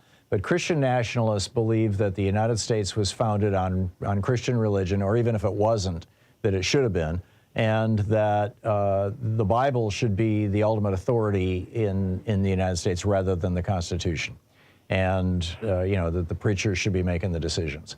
White supremacists believe that white people are genetically superior to all other races, and therefore white people should be in charge of everything: economics, politics, education, arts, I mean, you name it. I believe a lot of white supremacists also consider themselves Christians. Exactly. Exactly. And a lot of Christian nationalists are also white supremacists. Christian knights. Yeah, no, there's a lot of overlap between the two. Alvin, thank you for the call. Eduardo in Frederick, Maryland. Hey, Eduardo, what's on your mind today? Hi, Mr. Hartmann. It's a tremendous honor. Thank you very much. You're a leader of Democrat policies, kind of brainstorming, and my most important hero next to Jesus. So I first learned about you when Mr. Slynn interviewed you at Book TV in depth in 2015, and just, obviously very impressed. So my topic is with, Speaker Johnson, how, his policies are kind of based on what you notice is more of the Old Testament, Bible, and how you also countered that with, Matthew 5, like the Attitudes, and Matthew 25. And that's kind of how progressives get their cues, so to speak, in some areas. But so I wanted to introduce you to, there's a scripture or revelation that really would help progressives, and it would pretty much kind of unite us globally, because it's supportive of all religions. It's free, and there's audio, and it's in 20 plus languages. And that means a lot because it's 2,100 pages, so it's comprehensive, religious tome, but also philosophical and scientific. It's not contradictory, that sense of having a wrathful God in the Old Testament, and the God of love. That and what is this, Eduardo? Later on. Excuse me? And what is this document? It's called the Urantia. Oh, yeah. Back in the 1980s, somebody gave me a copy of the Urantia, a giant book, and I spent a few hours with it. An awful lot of it seemed to have been derived from Quimby, who inspired Mary Baker Eddy, who basically ripped off Quimby and started Christian Science. But yeah, it seemed like fairly innocuous stuff. Eduardo, thanks for the call. Good luck with that. I realize there are a number of people who think the Urantia document, just like people who think that A Course in Miracles is divinely inspired, brilliant stuff. Maybe it is, who knows. 45 minutes past the hour. We'll be right back. You're listening to Thom Hartmann. Visit ThomHartmann.com for audio and video archives. It's Talk Media for the sane among us. We'll be right back with your calls. Stay with us.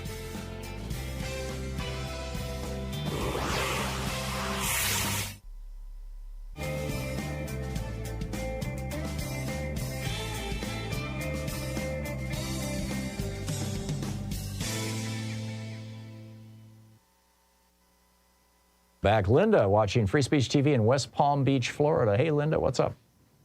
Hey, hi, Tom. I was calling about the pharmacies. Mm-hmm. I actually now live up in Central Florida. And, when we first came up here, I guess I went to Walgreens. And it was just getting ridiculous with waiting to pick up, a prescription or trying to talk to the pharmacist about something. Mm-hmm. So I finally switched to Winn-Dixie grocery store pharmacy. Mm-hmm.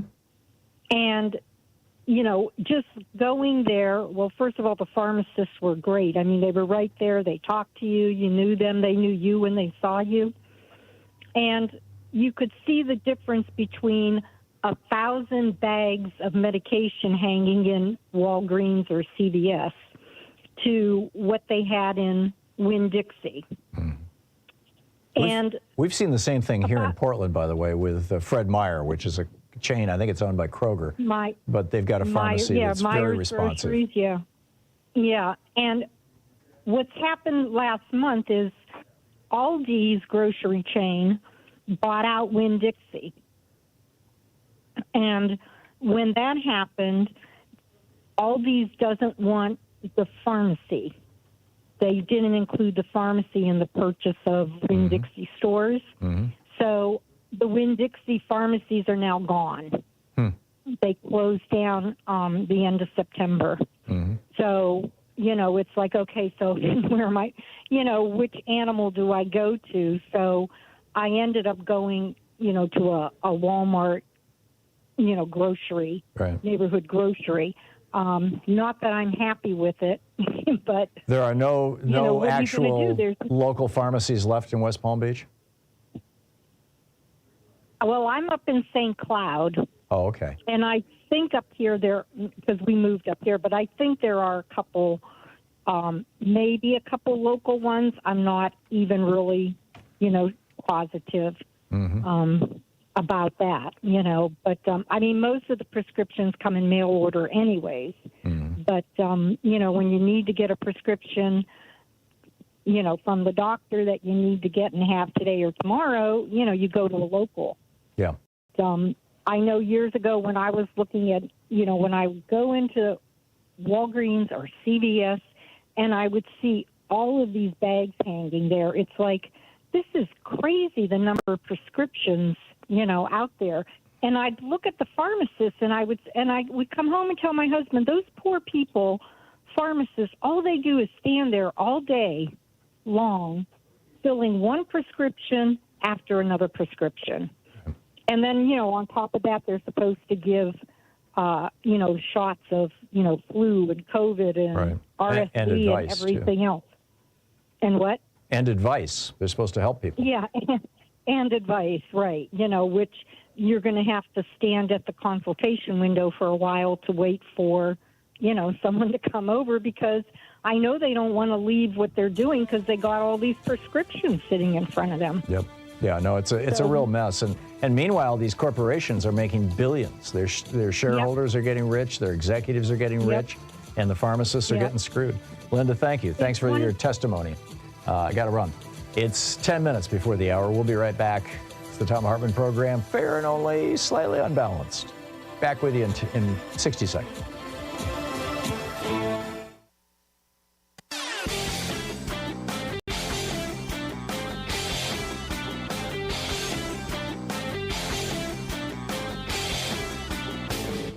Help support progressive radio. If you're listening to us on a commercial station, call their advertisers and let them know you're listening. If you're listening to us on Pacifica, one of our many nonprofit stations, please support them when they do their fundraising drives. Thanks for supporting Progressive Talk Radio and tag you're it. So a lot of people are wondering, why is it in America that we can't have nice things? Why don't we have, the same things every other democracy has? Every other democracy in the world has a national health care system of some form, and everybody is covered. We don't. We've got 27 million uninsured people and over 100 million underinsured people. Why is that? Why is it that every other country in the world offers college education very inexpensively, if not for free, and for here you go to debt? Why is it that we've got our public schools crumbling and other countries are doing well? Why is it that we've got Medicare being taken apart by this Medicare Advantage scam and nobody will do anything about it? Well, it turns out the reason why it boils down to one thing, one Supreme Court decision, Citizens United, legalizing the bribery of our politicians. There's a whole rant about this over at HartmannReport.com. I think you're going to find it very, very useful. Check it out. 10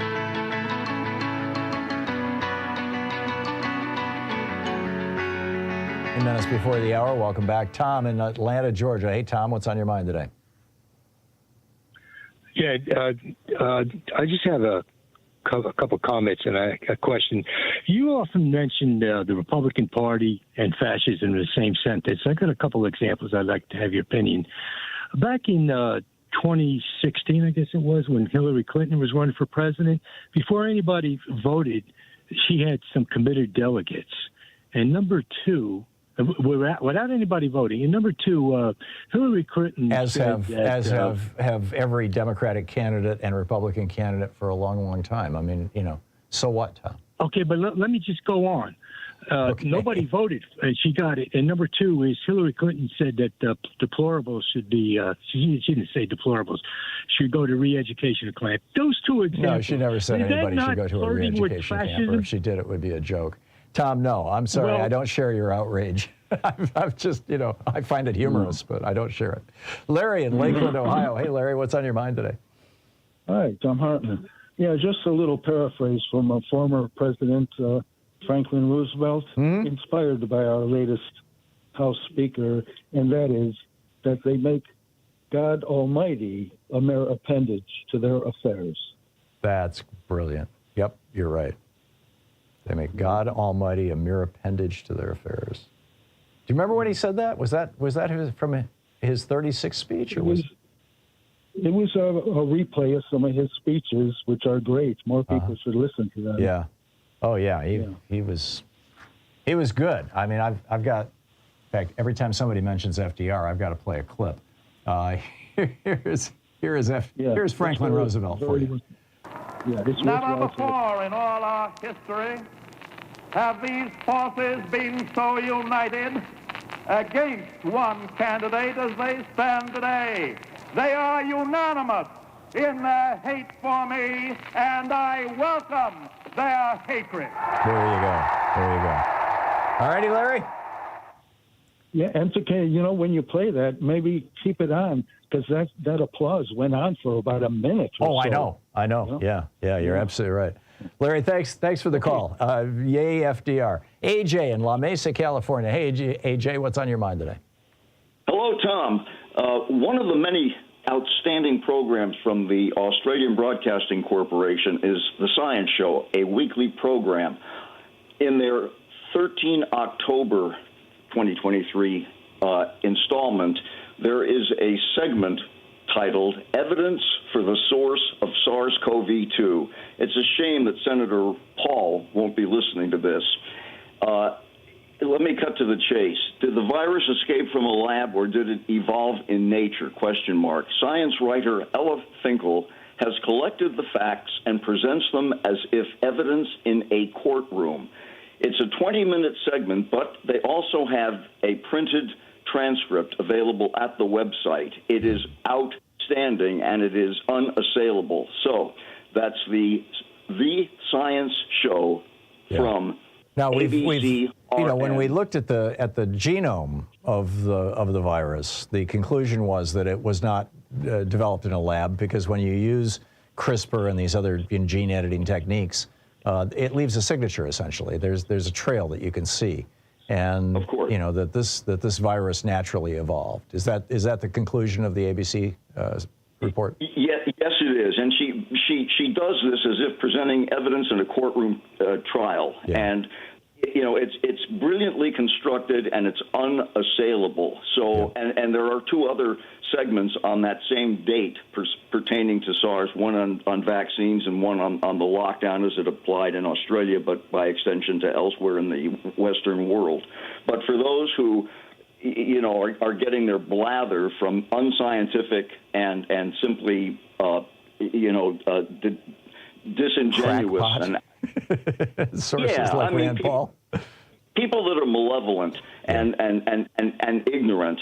This is everyone should listen to this segment, or at least read through the transcript, because it presents an argument that is unassailable. Period. Full stop. So that's the 13 October installment of The Science Show from ABC-RN, Radio National. Right. And how do Americans listen to Australian Broadcasting Corporation? Oh, well, on the internet, it's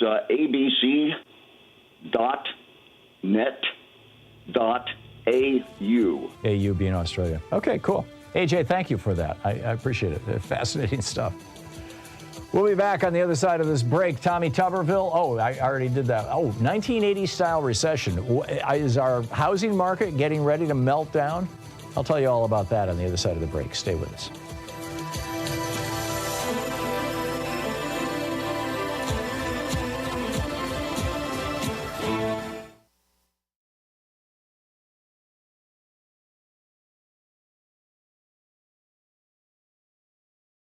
In addition to bringing you the Thom Hartmann Program here on Free Speech TV and Video Media Online, we also have a whole set of ways you can interact with us and tools you can use to spread the word about the importance of democracy and the threats to it in our republic.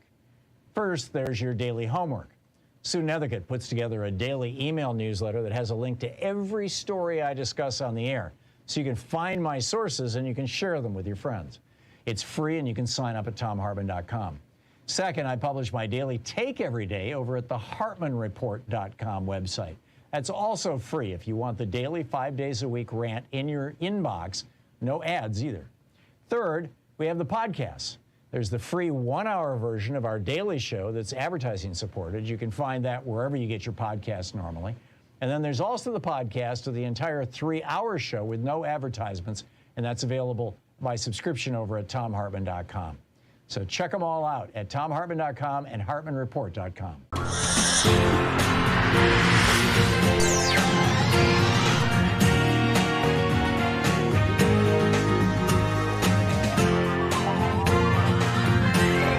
We take life back!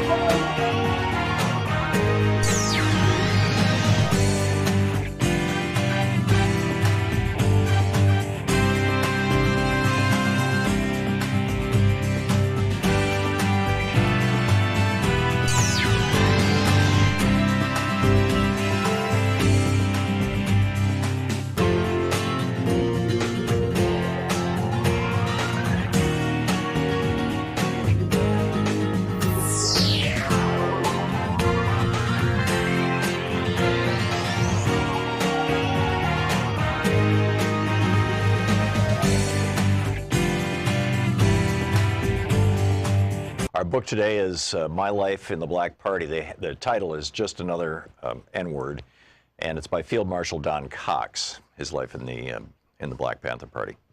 This is from Chapter 5, page 47. The chapter is titled, Use What You Got to Get What You Need. Before we entered into a direct relationship with the Panthers, our group had wanted to prove our worthiness by our actions. Since that was no longer in question, contact was made and a rendezvous fixed to meet at Huey's Pad on Telegraph Avenue in Oakland. I don't remember much about that first gathering, other than meeting David Hilliard, the Panther Party's chief of staff, for the first time. The only thing that stands out in my memory is a question from Huey as we were sipping coffee. He asked if I didn't think it better to be properly equipped before going into action. He suggested it was best to first rip off the necessary funds to get everything we needed in advance of launching a major effort. I had practically memorized his essay, The Correct Handling of a Revolution, in which he spoke of teaching by example. And so I blurted out the first thing that came to mind, which was, use what you got to get what you need. After a long, hot summer of 1967, with the rebellions in Newark, Detroit, and elsewhere, we felt that our preparations had, at least, put us on the same level as the rest of the country, and that the revolution would not pass us by. Our San Francisco group started attending and participating in any and all functions relevant to black people. And we tried to let everyone in our area, and we tried to get to know everyone in our area associated with the struggle. We also continued our community meetings. News of the death of Che Guevara in October of that year had us walking around in a stupor for a while, and although that came as a severe blow to the international struggle for freedom and justice of all people, we were proud to be among those who had responded to his battle cry and had picked up the fallen arms. Huey asked if we would conduct a meeting on Hunter's Point for him. He was supposed to go, but something had come up and he couldn't make it. We were honored that he thought enough of us to ask, and we were more than enthusiastic to do whatever he wanted. It was at that meeting that we had a new, surprising experience. We met our first resistance in the form of Adam Rogers. He was supposed to have been the biggest, baddest N-word on Hunter's Point, but when we encountered him, he came across like an Uncle Tom. He seemed to be impressed with our firearms demonstration, but he was violently against the idea of black people arming themselves for self-defense. He was convinced that would increase repression, even though history proved him wrong. When we examined the history of repression of black people, the only time there was significant decline in police violence and murders perpetrated against blacks was precisely the period when blacks were organized and had access to guns. Given the wave of terror and violence against blacks that continues to sweep the country, I truly believe there is a lesson to be learned from that fact. Rogers was one of the wounded in the Hunters Point Rebellion of the year before, and a photograph of him had been used by the news media to illustrate articles on the riots that broke out following the killing of a black teenager by police that September. Because of that, we were even more surprised by his reaction. It was not until later that we discovered that the administration of San Francisco Mayor Joseph Alito had sent in money after the rebellion and had bought off the so-called bad N-words. The same technique was used from coast to coast. Despite Rogers, most everyone seemed to like what we had to say and really related to the firearms demonstration. Several people wanted to take courses in handling weapons, and so I fixed a rendezvous for the following Saturday at the parking lot of the abandoned shopping center right on top of Hunters Point. The next day I arrived at the point at 7 in the morning in order to get set up before people began to gather. There wasn't going to be any target practice, but I would be firing a few shots in the air by way of demonstration. I knew that would pose no problem as far as the police were concerned. Due to their racism, whenever they heard shots on the point, they generally looked the other way. Once, during a dispute between two gangs, shooting broke out, and instead of police coming in to break it up, they sealed off the area and let them shoot it out. Gun battle lasted 24 hours, and the police didn't return until the next day. At around 8 o'clock, I saw David Hilliard's car driving up, which I found surprising because we had only seen each other a couple of times before. As the car approached, I recognized Emory Douglas and George Murray. Everyone had strange looks on their faces that made it clear that something was wrong. Damn, Huey had been shot and captured. He had shown up at David's wounded and bleeding heavily. There was real concern for his life, so David drove him to the hospital and left him on the steps, then drove straight to San Francisco to find me. He said Huey had asked him to ask me to help out in the aftermath, specifically dealing with the passenger who had been in Huey's car at the time of the shootout with Officer John Frey of the Oakland Police, who'd been killed. There was also the problem of the guns Huey had stockpiled. I'll never understand why David didn't just bring the guns with him, but he hadn't, and I was obliged to go back into the area, get everything, and get back out safely. That might sound easy, but the shootout had occurred less than 3 hours before, and there was one policeman dead and one seriously wounded, so it was hot over in Oakland, to say the least. There was no time to go by the house and unload the guns I had on hand for the training, so I followed David back to Oakland with a trunk full of weapons. David took me into the backyard of a house that had a lot of weeds and a stack of old lumber in which he had stashed the gun. In his state of excitement, he couldn't remember exactly where the pistol was, and while we were looking, an elderly black woman came out of the house next door and asked what we were doing. David kept searching and didn't look up. She then said, "If you don't come out of there, I'm going to call the police." I began to panic and told David to say something to the woman. When he rose up, she recognized him and calmed down. This was David's house, and she was his neighbor. On the one hand, I was relieved, but on the other, if the police were looking for the passenger who'd been with Huey, it was certain they wouldn't miss David's house, as both were known Panthers. Finally, he found the gun, and it continues from there.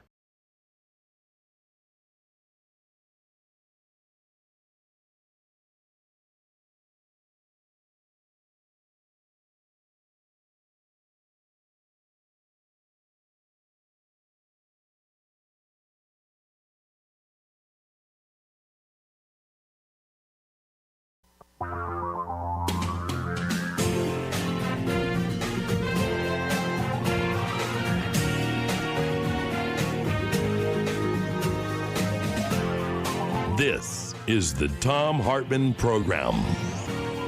Welcome back. 6 minutes past the hour. Interesting little thing that I just wanted to note for you. Josh Hawley, Republican, fist bump the insurrectionist senator from Missouri. He is promoting a piece of legislation. It's called the Ending Corporate Influence on Elections Act. And what he's saying is that this would reverse Citizens United. It wouldn't, in fact. What it would do is require publicly traded companies to not be allowed to sponsor politicians, basically. But it does nothing about privately held corporations, like, for example, Koch Industries. Let that one sink in.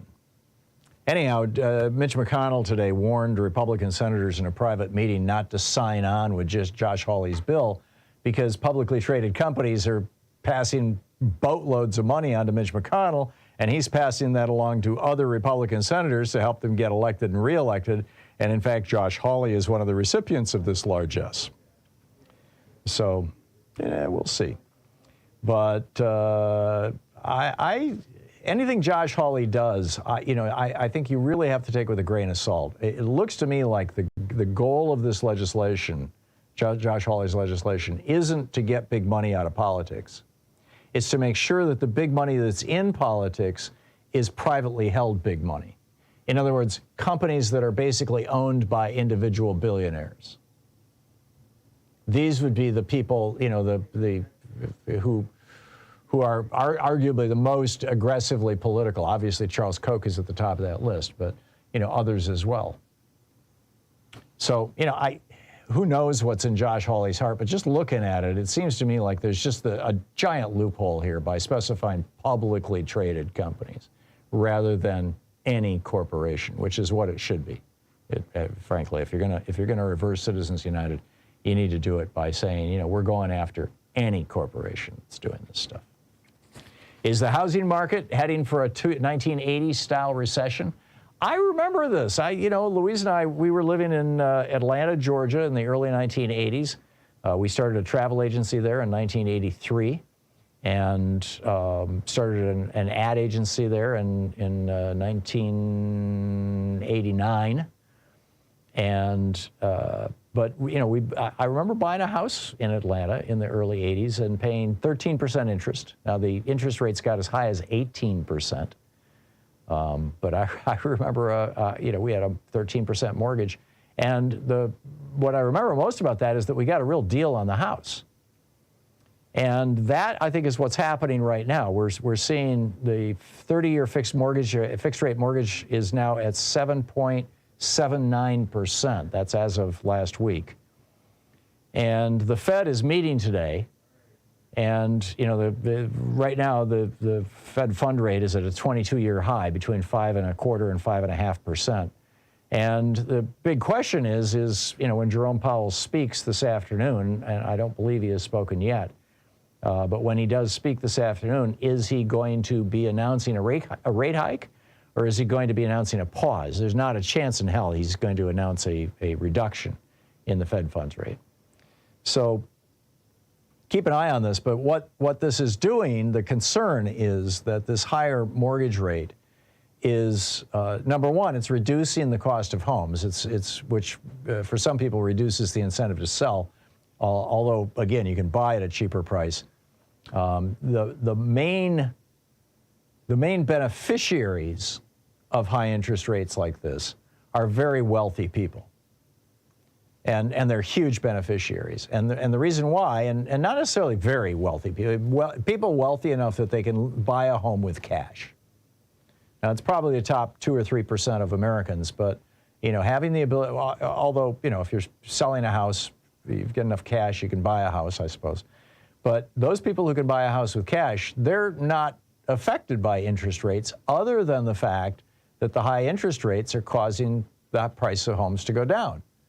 Because most people who are buying houses, now keep in mind, 22% of all houses sold last year were sold to institutional investors, big banks, hedge funds, wealthy people, foreigners, 22%. This is huge. I mean, we've never seen it this high.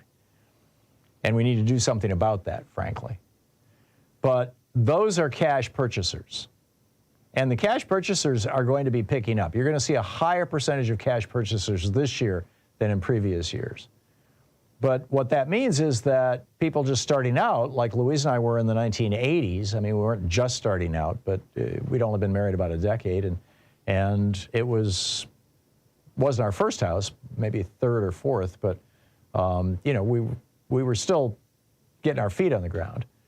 And for those folks, these higher mortgage payments can be a real burden, a very substantial burden, in fact. There's Charlie Doherty, who is the senior economist at Wells Fargo, says that he believes that we are heading for a recession, a housing recession. He said this could tip the housing market into a recession that echoes the slowdown of the 1980s. After generally improving, this is from Wells Fargo's chief economist, after generally improving in the first half of 2023, the residential sector now appears to be contracting alongside the recent move toward higher mortgage rates. He said a higher for longer interest rate environment would likely not only weigh on demand, but could also constrain supply by reducing new construction and discouraging prospective sellers carrying low mortgage interest rates from listing their homes for sale. And that's a good point, too. If you've got a mortgage, you know, if you bought your house 5 years ago and you've got a 2% or 3% mortgage, and you're looking at, you know, if you sell it having to buy a new house with a 7% mortgage or an 8% mortgage, that's not a good deal. So, you know, and all of this echoes then through to our homelessness problem. We know now, this amazing study that Zillow published last year, and I've written about this several times now and talked about it on this program a couple of times. What Zillow found was that when housing in a community, when the price of housing, when the monthly cost of housing exceeds 34% of the median income of the community, you start seeing homelessness show up. And as the price goes up from that 34% threshold, you know, 36%, 38%, 40%, 42%, as the price of housing goes up above the median household income in the community, for every increment up in that, you see a similar increment up in homelessness. In other words, homelessness is rising as the price of homes, and thus the rents are rising. Rents are a function of you know, real estate value. So it sure looks to me like Chairman Powell's policies, I mean, maybe they're successfully reducing inflation, maybe not. I think that this inflation was an anomaly. I think it was caused by the pandemic. I think it's over. You know, we're down in the neighborhood of 2%. That's, you know, 3% used to be what they shot for. I think it's time for him to stop, but you know, he's not listening to me. All right, that said, over at Daily Kos, Z-Man 1527 has posted a fascinating piece.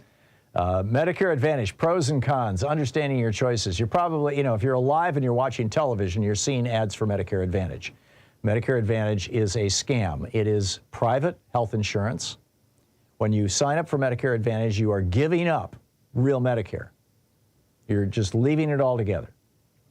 And the Medicare Advantage companies then will insert themselves between you and your doctor, between you and your hospital, between you and your radiologist, between you and your lab, between you and, you know, any medical procedure, and decide whether or not they will pay for it. I had a caller yesterday who said, well, the law says that Medicare Advantage providers have to cover everything Medicare covers. Well, yeah, they have to, except they don't have to pay for it. They just have to consider paying for it. Seriously. This is from NBC News, right? Key passages from NBC News. Deny, deny, deny. By rejecting claims, Medicare Advantage plans threaten rural hospitals' patients, say CEOs. Now, that was the headline. Here's the article. Medicare from NBC News. Medicare Advantage plans are, quote, taking over Medicare and taking advantage of elderly patients, says the CEO of one Mississippi facility.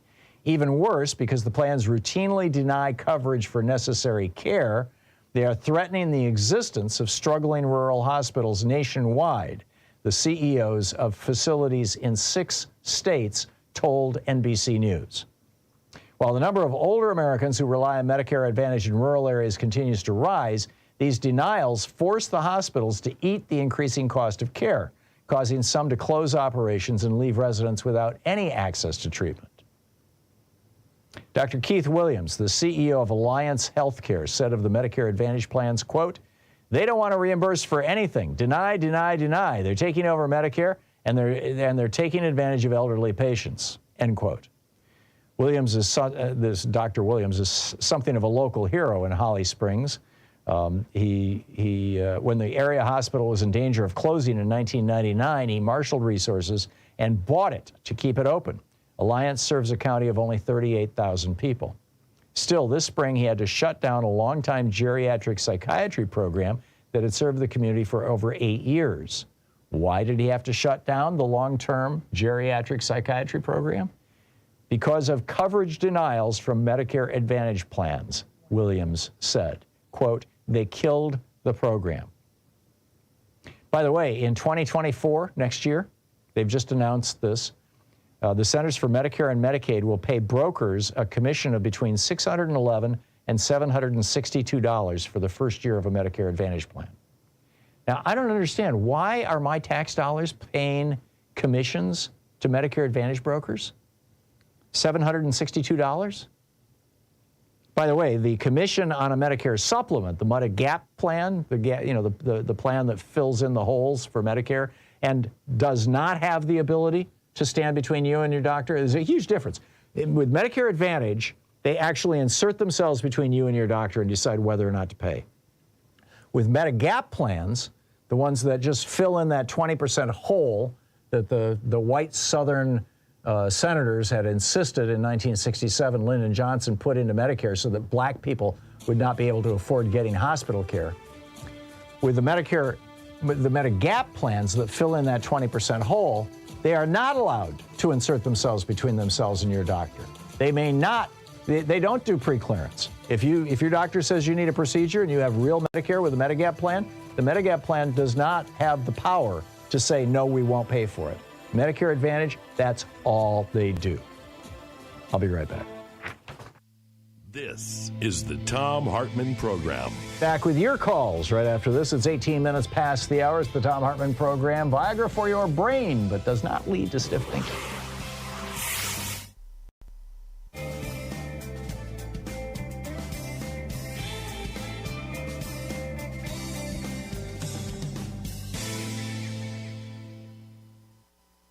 And welcome back. 18 minutes past the hour. Deva in Okama, Oklahoma. Am I saying it right? Yes, on the Muskogee Reservation. Oh, wow. I used to live in a town called Okemos, Okemos, but not O-H. So what's up, Deva? Just one quick statement and a question thought. I want to hear your thoughts. I want to remind your listeners, if they really want to understand how the Republican Party got into the media business, they've got to go to YouTube, type in how my dad was brainwashed. Oh, this is Jen Seiko's movie, The Brainwashing of My Dad by Jen Seiko. She's been on our program a number of times. She's great. She wrote a book about it, too. But there's a great movie about it. I mean, the documentary shows that this was a plan.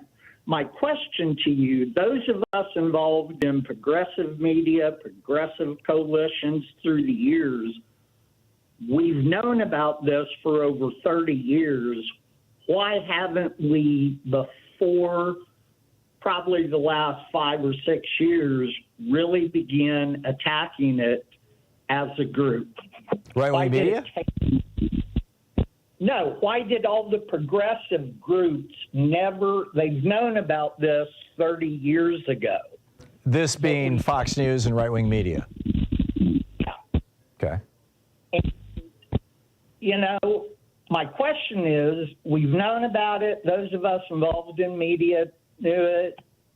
Political action groups, citizens groups that are, for the progressives, we've known about it.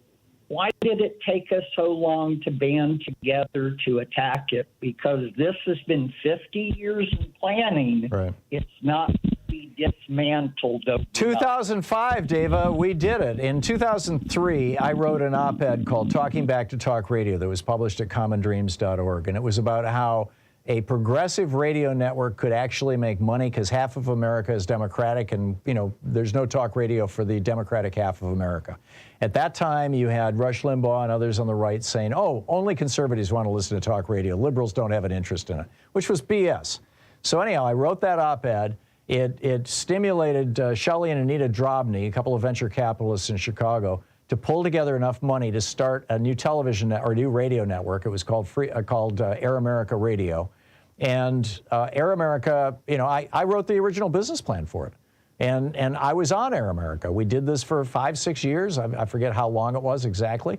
The problem was that we were the business model. We didn't have a lot of money. We had enough money to rent stations, but we didn't have enough money to buy stations.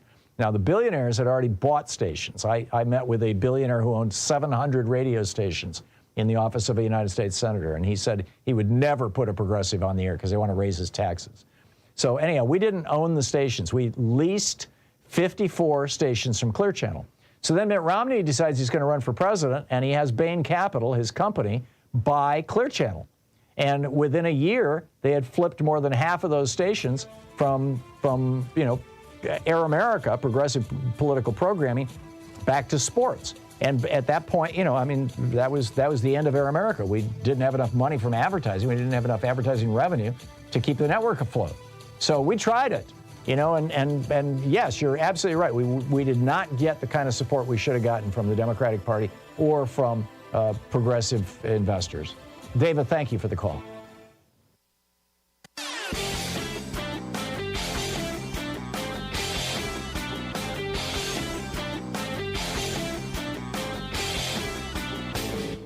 Missed my opening rant today? It's usually published over at HartmannReport.com, where you can read it and share it with your friends for free. Check it out, HartmannReport.com. Hey, it's 23 minutes past the hour. Welcome back. And Dennis in Sarasota, Florida. Hey, Dennis, what's on your mind today? Hey, Tom. This is your friendly neighborhood warrior lawyer in St. Petersburg, or Sarasota, formerly from St. Petersburg and Grand Rapids. Calling you about my experience as a trial lawyer bringing actions under 42 U.S. Code Section 1983, which provides that any person who, acting under color of state law, violates the privileges and immunities of citizens of the United States may be held liable in actual punitive damage, legal fees, and court costs. Mm-hmm. And importantly, these states who think they can criminalize by using bounty statutes to penalize people going out of state to get an abortion.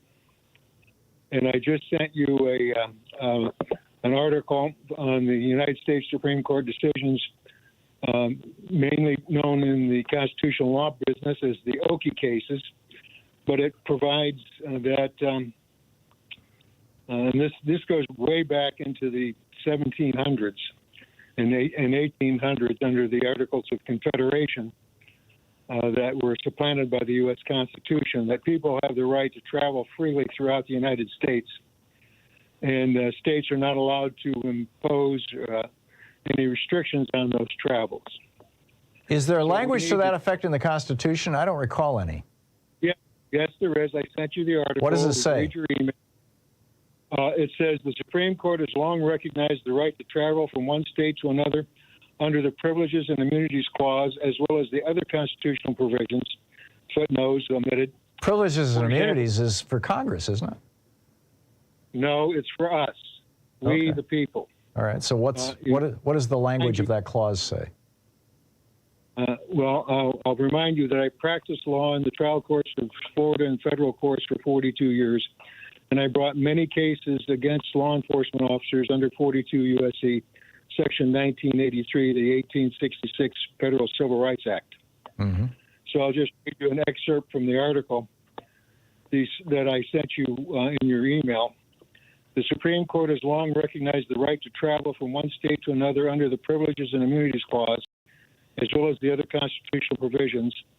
For example, the court held that a state could not constitutionally limit access to medical care to its own residents and deny access to non-residents without interfering with the right to travel.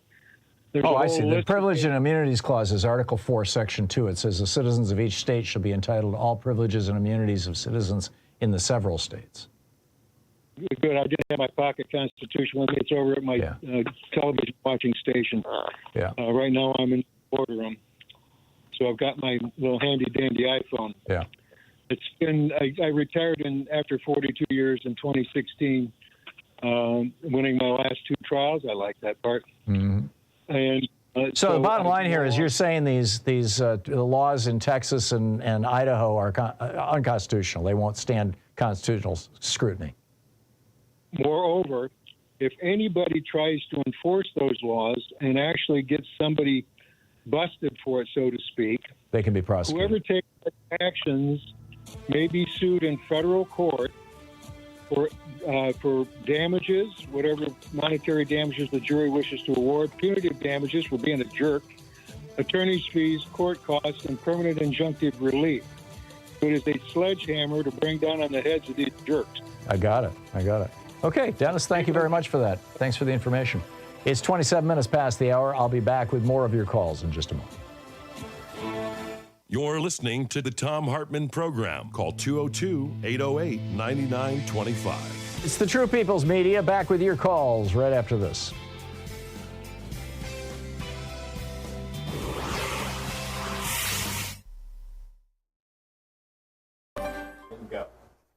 Our book today is Microtrends Squared by Mark Penn. The first chapter, The Building Blocks of Change Today, The Power of Microtrends. We live in a microtrends world. It's driven by granular, often opposite patterns of human behavior that seem small but punch above their size. We've identified these powerful patterns as microtrends, and the world is full of them. Together, they are the dots of a global impressionist painting that comes to life when you step back and look at it holistically. These forces have only become more impactful in recent years, and they've started to upend society. 10 years ago, when I first identified these patterns in change and microtrends, I saw a world of boundless opportunities. I was over-the-top optimistic about how microtrends would produce a new world of personalized products on our shelf, and how in Washington they would produce an even greater selection of fresh, first-rate political choices. Of course, that's not exactly what happened. Instead, the information age has given way to the disinformation age, in which fake information abounds. The nation founded on free speech is grappling with how to live with free speech in the era of the internet troll. The optimism around our economy faded with the unexpected crash of 2008, followed by a historically slow recovery over a decade. Only now is it recovering. Unparalleled consumer choice is leading not to the growth of more startups, but to the dominance of just a few internet companies, which are amassing more and more power on the basis of data gleaned from willing but unknowing consumers. And the older generations, who in their own youth, led a rebellion, have now dug in their heels against the politics and culture of today's new generations. What makes the microtrend such a powerful tool in this moment is that it can unpack and explain changes that we're seeing that otherwise make no sense. On the surface, for example, the middle class can seem to be shrinking, and this is alarming. But it is only by digging deeper and seeing that education is driving more people into the upper classes that we can come to understand these overall statistics at a more molecular level. Often, two diametrically opposed trends are occurring at the same time, which would be invisible in the averages, but which leap out when understood as the result of a cauldron of microtrends. Today in politics, for example, there is no overall ideological shift. Instead, one group of moderates became more conservative and another group became more liberal, causing society to become both more liberal and more conservative at the same time, essentially canceling each other out. This increased polarization then produces even more gridlock and confusion. We can see similar tugs and pulls throughout society. While one group seeks more technology, another one wants to sit in the Amtrak quiet car. Some can't sit through a 6-second commercial. Others spend hours and hours binge-watching TV. Some live in a world of globalization, while others yearn for a return to greater nationalism. To explain all this, we've borrowed from Newtonian physics.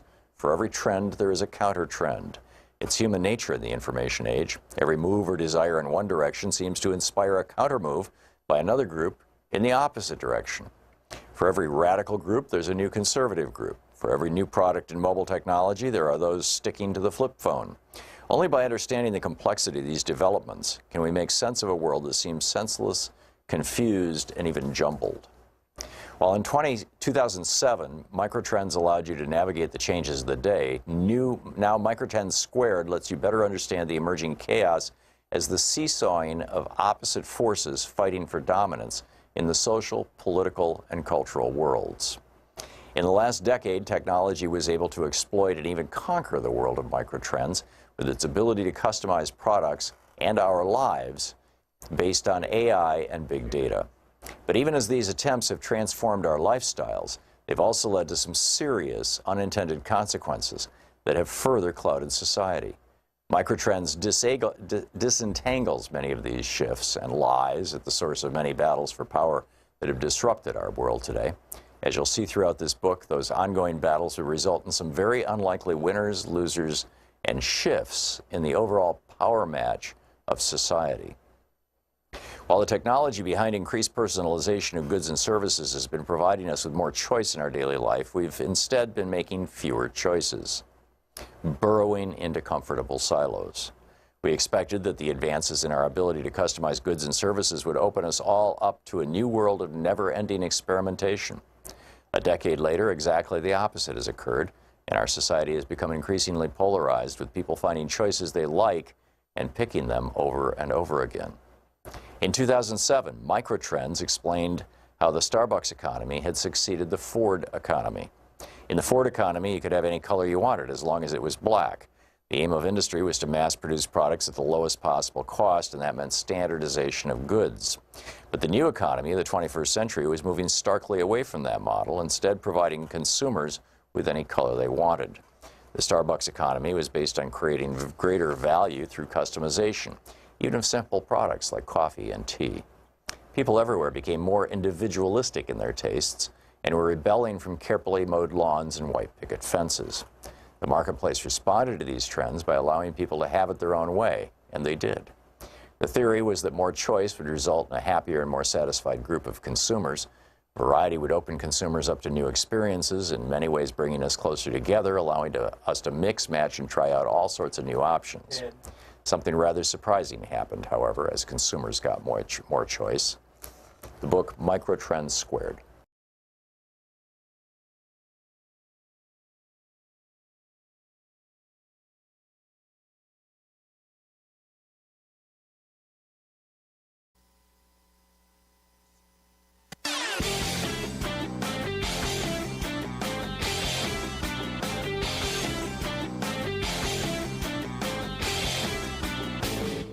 From international trade policy to immigration policy to housing, we've got all kinds of topics.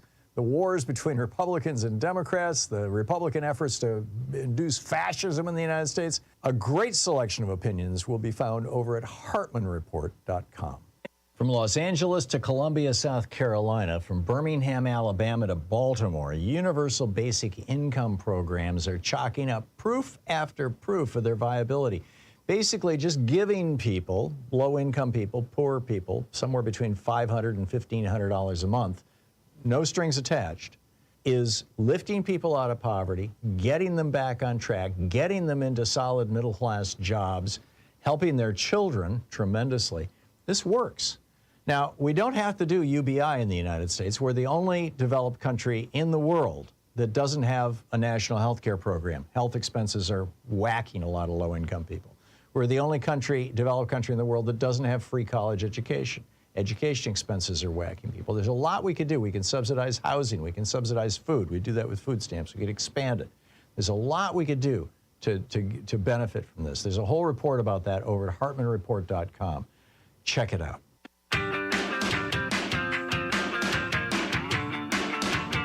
"35 minutes past the hour, picking up your calls here. Edward in Pittsburgh, Pennsylvania. Hey, Edward, what's on your mind today?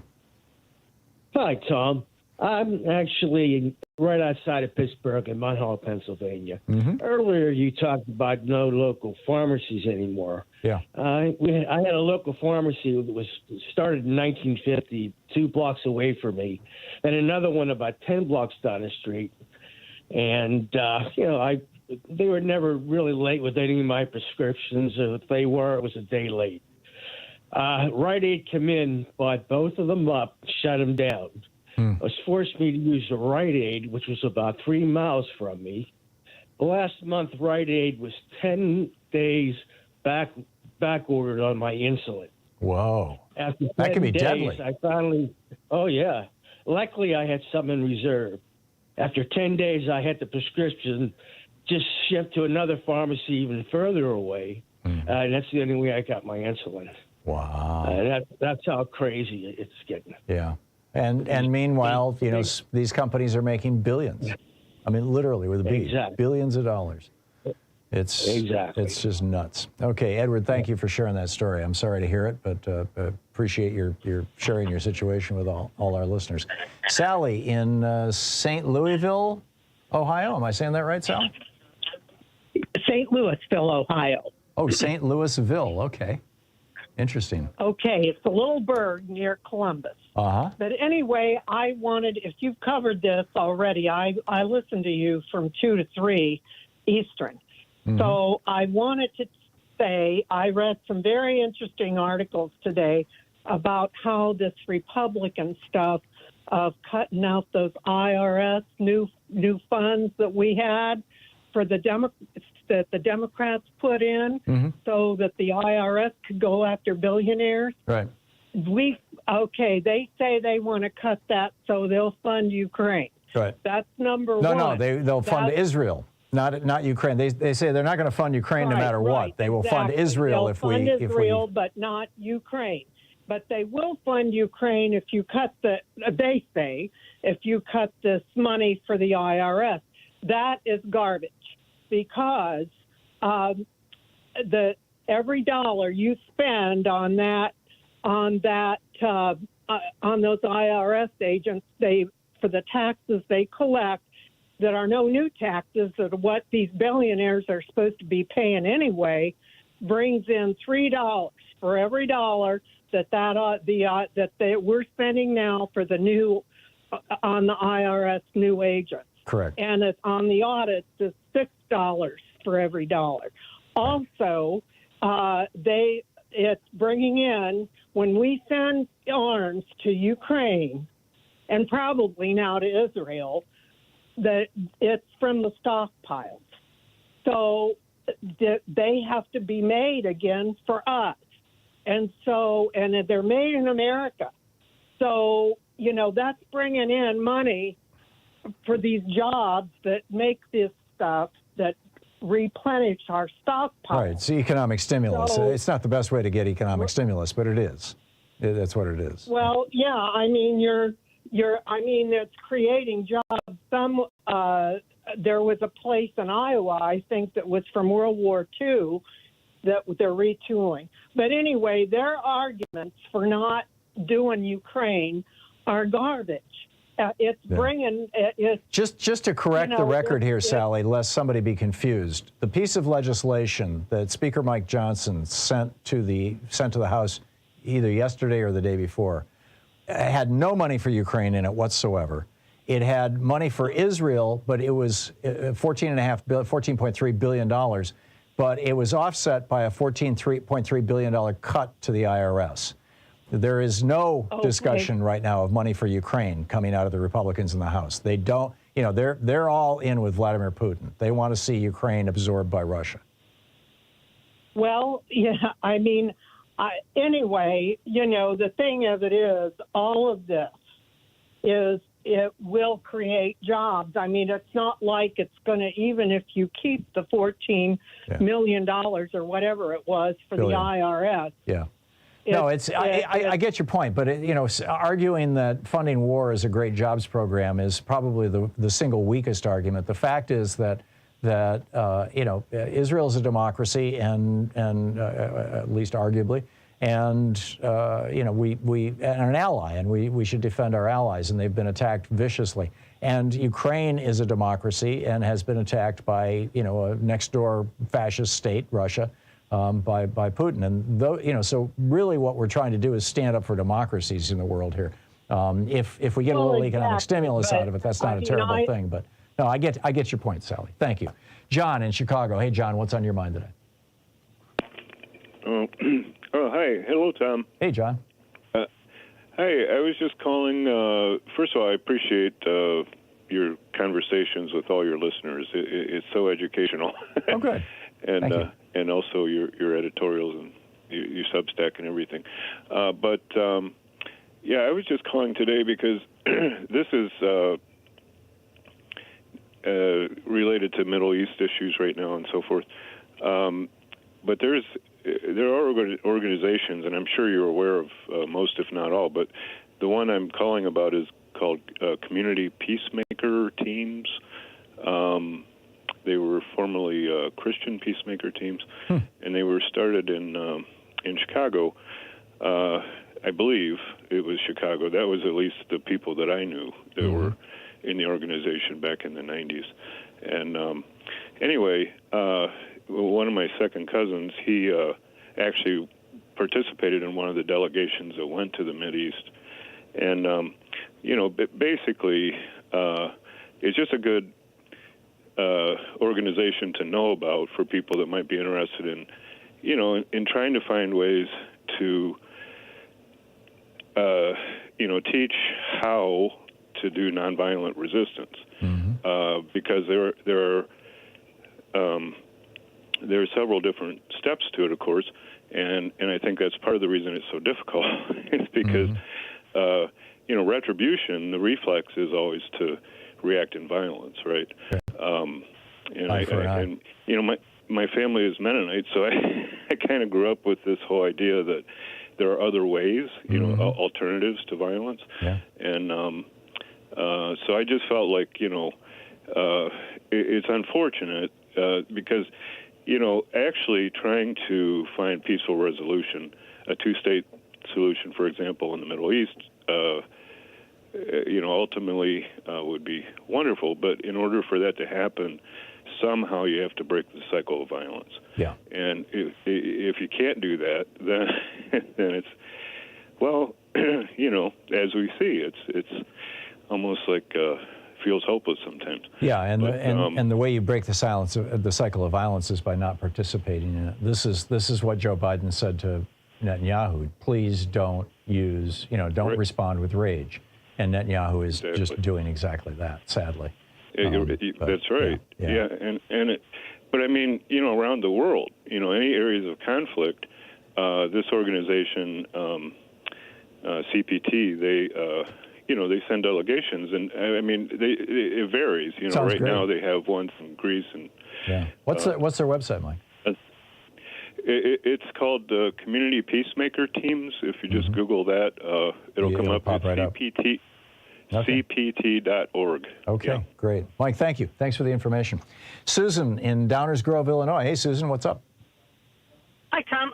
Just want to thank you for being a voice in the desert of water. It's just like your research and your logical presentation of honest information is so refreshing. Thank you. Well, thank you, Susan. It means everything to me, and I'm sure a lot of other people. And then to hear you speak out about Advantage programs, and so many commercials are just trying to sell people off of Medicare onto the Advantage, which should be called Disadvantage. Yep. And also I read, too, that you can be recruited for a condition being pre-existing once you try to return to Medicare. Yeah, let me explain this for people who don't know what we're talking about, Susan, because this is a really important point. Under the Medicare law that was passed in 1966, I think, or 67, the Medigap plans, the plans that fill in that 20% hole in real Medicare, or in part, whichever part it is, B, I think, in any case, that 20, those Medigap plans cannot do what's called underwrite you. In other words, when you sign up, when you're 65 and you sign up with Medicare and you say, okay, and I'm going to get my 20% fill in the gap plan, I'm going to get that from United Healthcare or whatever. They cannot ask you how healthy or sick you are. They cannot look at your medical records. They cannot say, we're going to charge you $500 a month instead of $300 a month because you're so sick. They have to provide you with a policy, and that policy, they cannot insert themselves between you and your doctor. They can't refuse to make any payments. That's how it works. But, and this is the big but, if you are off that program for more than a year, then when you come, in other words, if you buy Medicare Advantage, because Medicare Advantage is not Medicare, it's private health insurance. So when you go on Medicare Advantage, you're leaving the Medicare system. If you do that for more than a year, when you come back, the Medigap companies, the companies that sell that fill in the 20% hole insurance, they can underwrite you. And they can say, normally this policy would be $300, but you have a pre-existing condition. We're going to charge you $1,000 a month. Or we won't write a policy for you at all.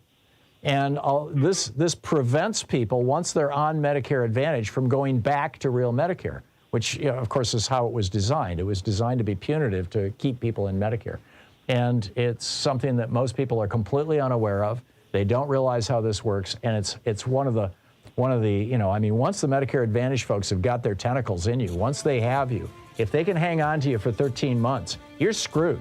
For the rest of your life, you're going to have, and as you get older and older and more, conditions pile up, it's going to get harder and harder to find any company that will underwrite you for that Medigap policy. Susan, I got to run, but thank you for the call. Spot on. It's 47 minutes past the hour. We'll be in a few seconds. We'll be back with more of your calls in just a moment. It's the Thom Hartmann Program, fair and only slightly unbalanced. You're listening to Thom Hartmann. Visit ThomHartmann.com for audio and video archives. Speaking the truth, the Medicare Advantage providers would really rather you didn't know. I'll be right back with you.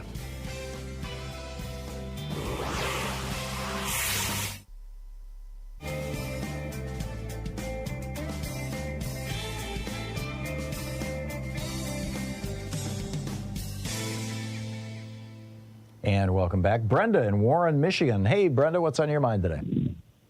Hi, I just want to tell you my mother's story about a Medicare Advantage plan.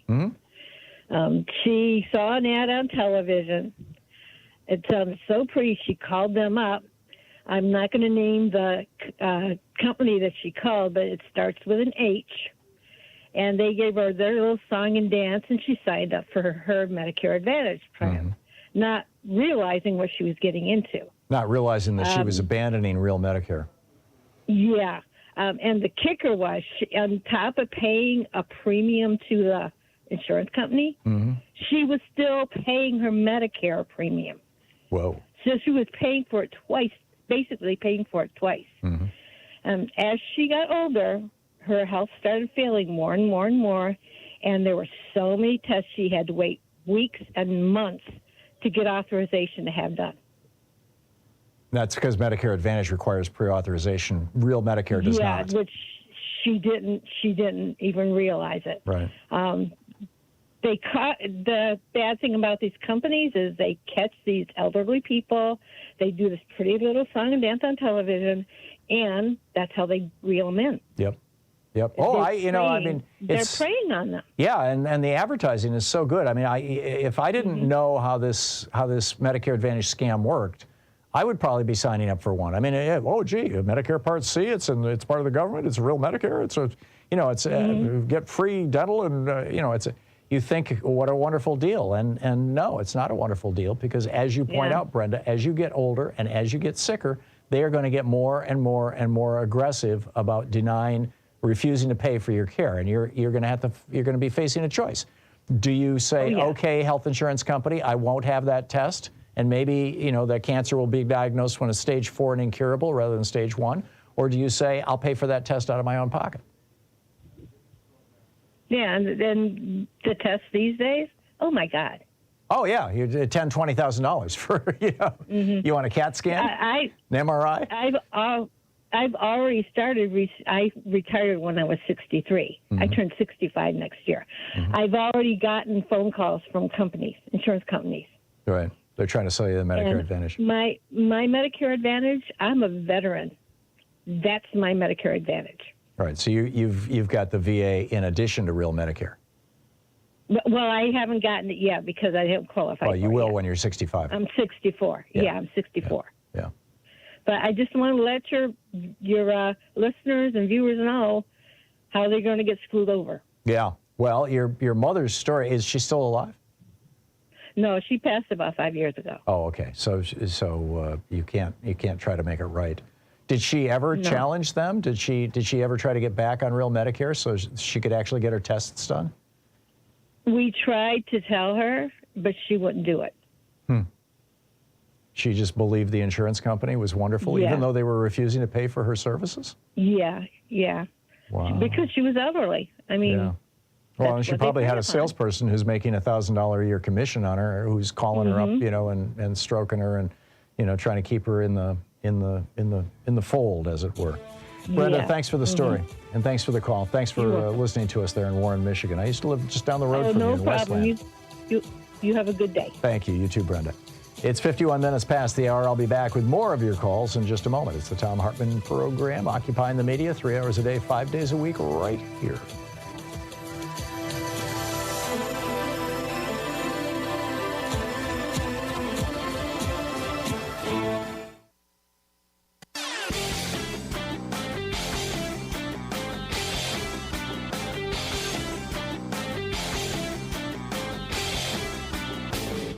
Hey, thanks so much for sharing our program and for reaching out to our stations and sponsors and letting them know that you're listening. It really means a lot to us.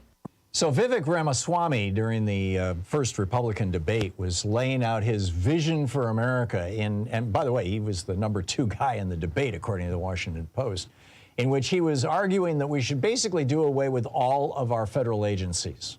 Really, virtually all of them. Just shut them down and make them go away. He's not the first person to argue this. David Koch, running on the Libertarian ticket in 1980 for vice president, was arguing the same thing. He had a long list of federal agencies he wanted to shut down. This is not an uncommon thing among billionaires, and Ramaswamy is a billionaire. They basically want to take America back to the 1920s before we had what they call the welfare state. And if they do so, they will turn America into a failed state. They want to make America into something like Haiti or Libya, and that would be a disaster. There's a whole article about it that you can read all the details. It's titled, Is Vivek Ramaswamy a Different Kind of Republican Cat? At HartmannReport.com. Check it out.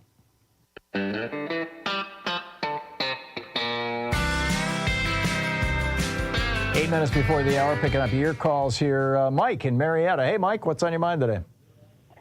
Having a wonderful time. Got good news from Georgia, also some bad news. Okay, the good news is a court decided that Georgia was redistricting inappropriately and was going to give Democrats basically a district in West Atlanta area.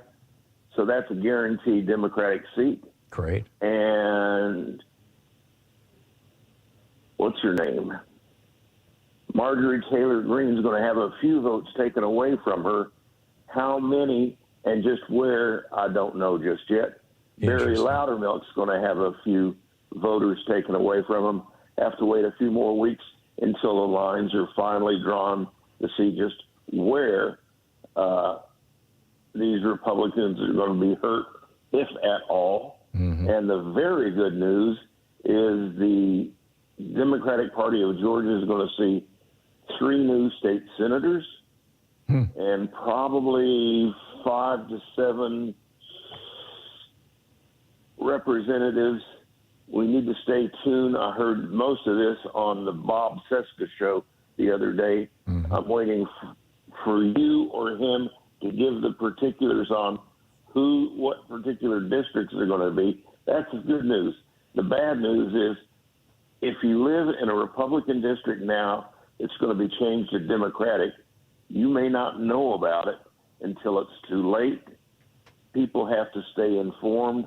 I hope your show can tell Democrats, stay informed, and anybody who wants to run as a Democrat in any of these districts, are they old Democrats? Are they good Democrats? Or are they Democrats who were Republicans the day before? Right. So go to your local Democratic Party monthly meeting. They're a lot of fun, and you can learn a lot of good stuff. I learned most of this information at the Cobb Democratic Party monthly meeting last Saturday at Kennesaw State University. So stay informed. On the Medicare Advantage thing, I think I've got the gist of it. What I would like to have is a piece of paper, a document that I can put on Facebook. I can print and share with a friend. Is there some way I can get? I know on YouTube, I bumped into a guy talking about it. Right. And he was fairly informative. I have written several pieces about the Medicare Advantage scam. If you put my name in quotation marks and then Medicare Advantage scam in quotation marks into a search engine, they'll probably pop right up. You may have to add site:/HartmannReport.com, but I've written, at least 4 or 5 articles with lots of detail and hot links to sources and pretty irrefutable stuff about, the Medicare Advantage scam. So check that out. Mike, I got to move along, but thanks for the call. And good news. I'll keep my eyes open, and if I see anything about what's going on in Georgia, I'll report it back here. We're out of time. Mike, thanks so much for the call. Yeah, good talking to you. It's the end of the show. My apologies to the folks still on hold. I'll catch up with you tomorrow or the next day. We'll still got a few more days in this week. Thanks so much for being with us today. We'll be back tomorrow, same time, same place. In the meantime, don't forget, democracy is not a spectator sport. It requires all of us. That includes you. So get out there, get active, tag, you're it. We'll see you tomorrow. Have a great afternoon. Be good to yourself, the people around you, and stay safe. Get your damn vaccines. We'll see you tomorrow.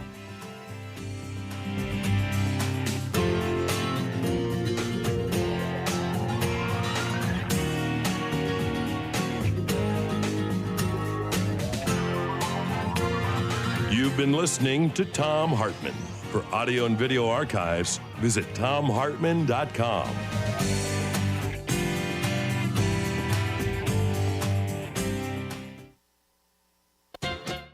In addition to bringing you the Thom Hartmann Program here on Free Speech TV and Video Media Online, we also have a whole set of ways you can interact with us and tools you can use to spread the word about the importance of democracy and the threats to it in our republic.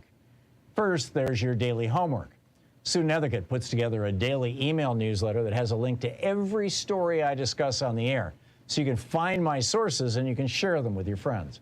It's free and you can sign up at thomhartmann.com. Second, I publish my daily take every day over at the hartmannreport.com website. That's also free if you want the daily 5 days a week rant in your inbox. No ads either. Third, we have the podcasts. There's the free 1-hour version of our daily show that's advertising supported. You can find that wherever you get your podcasts normally. And then there's also the podcast of the entire 3-hour show with no advertisements, and that's available by subscription over at thomhartmann.com. So check them all out at thomhartmann.com and hartmannreport.com.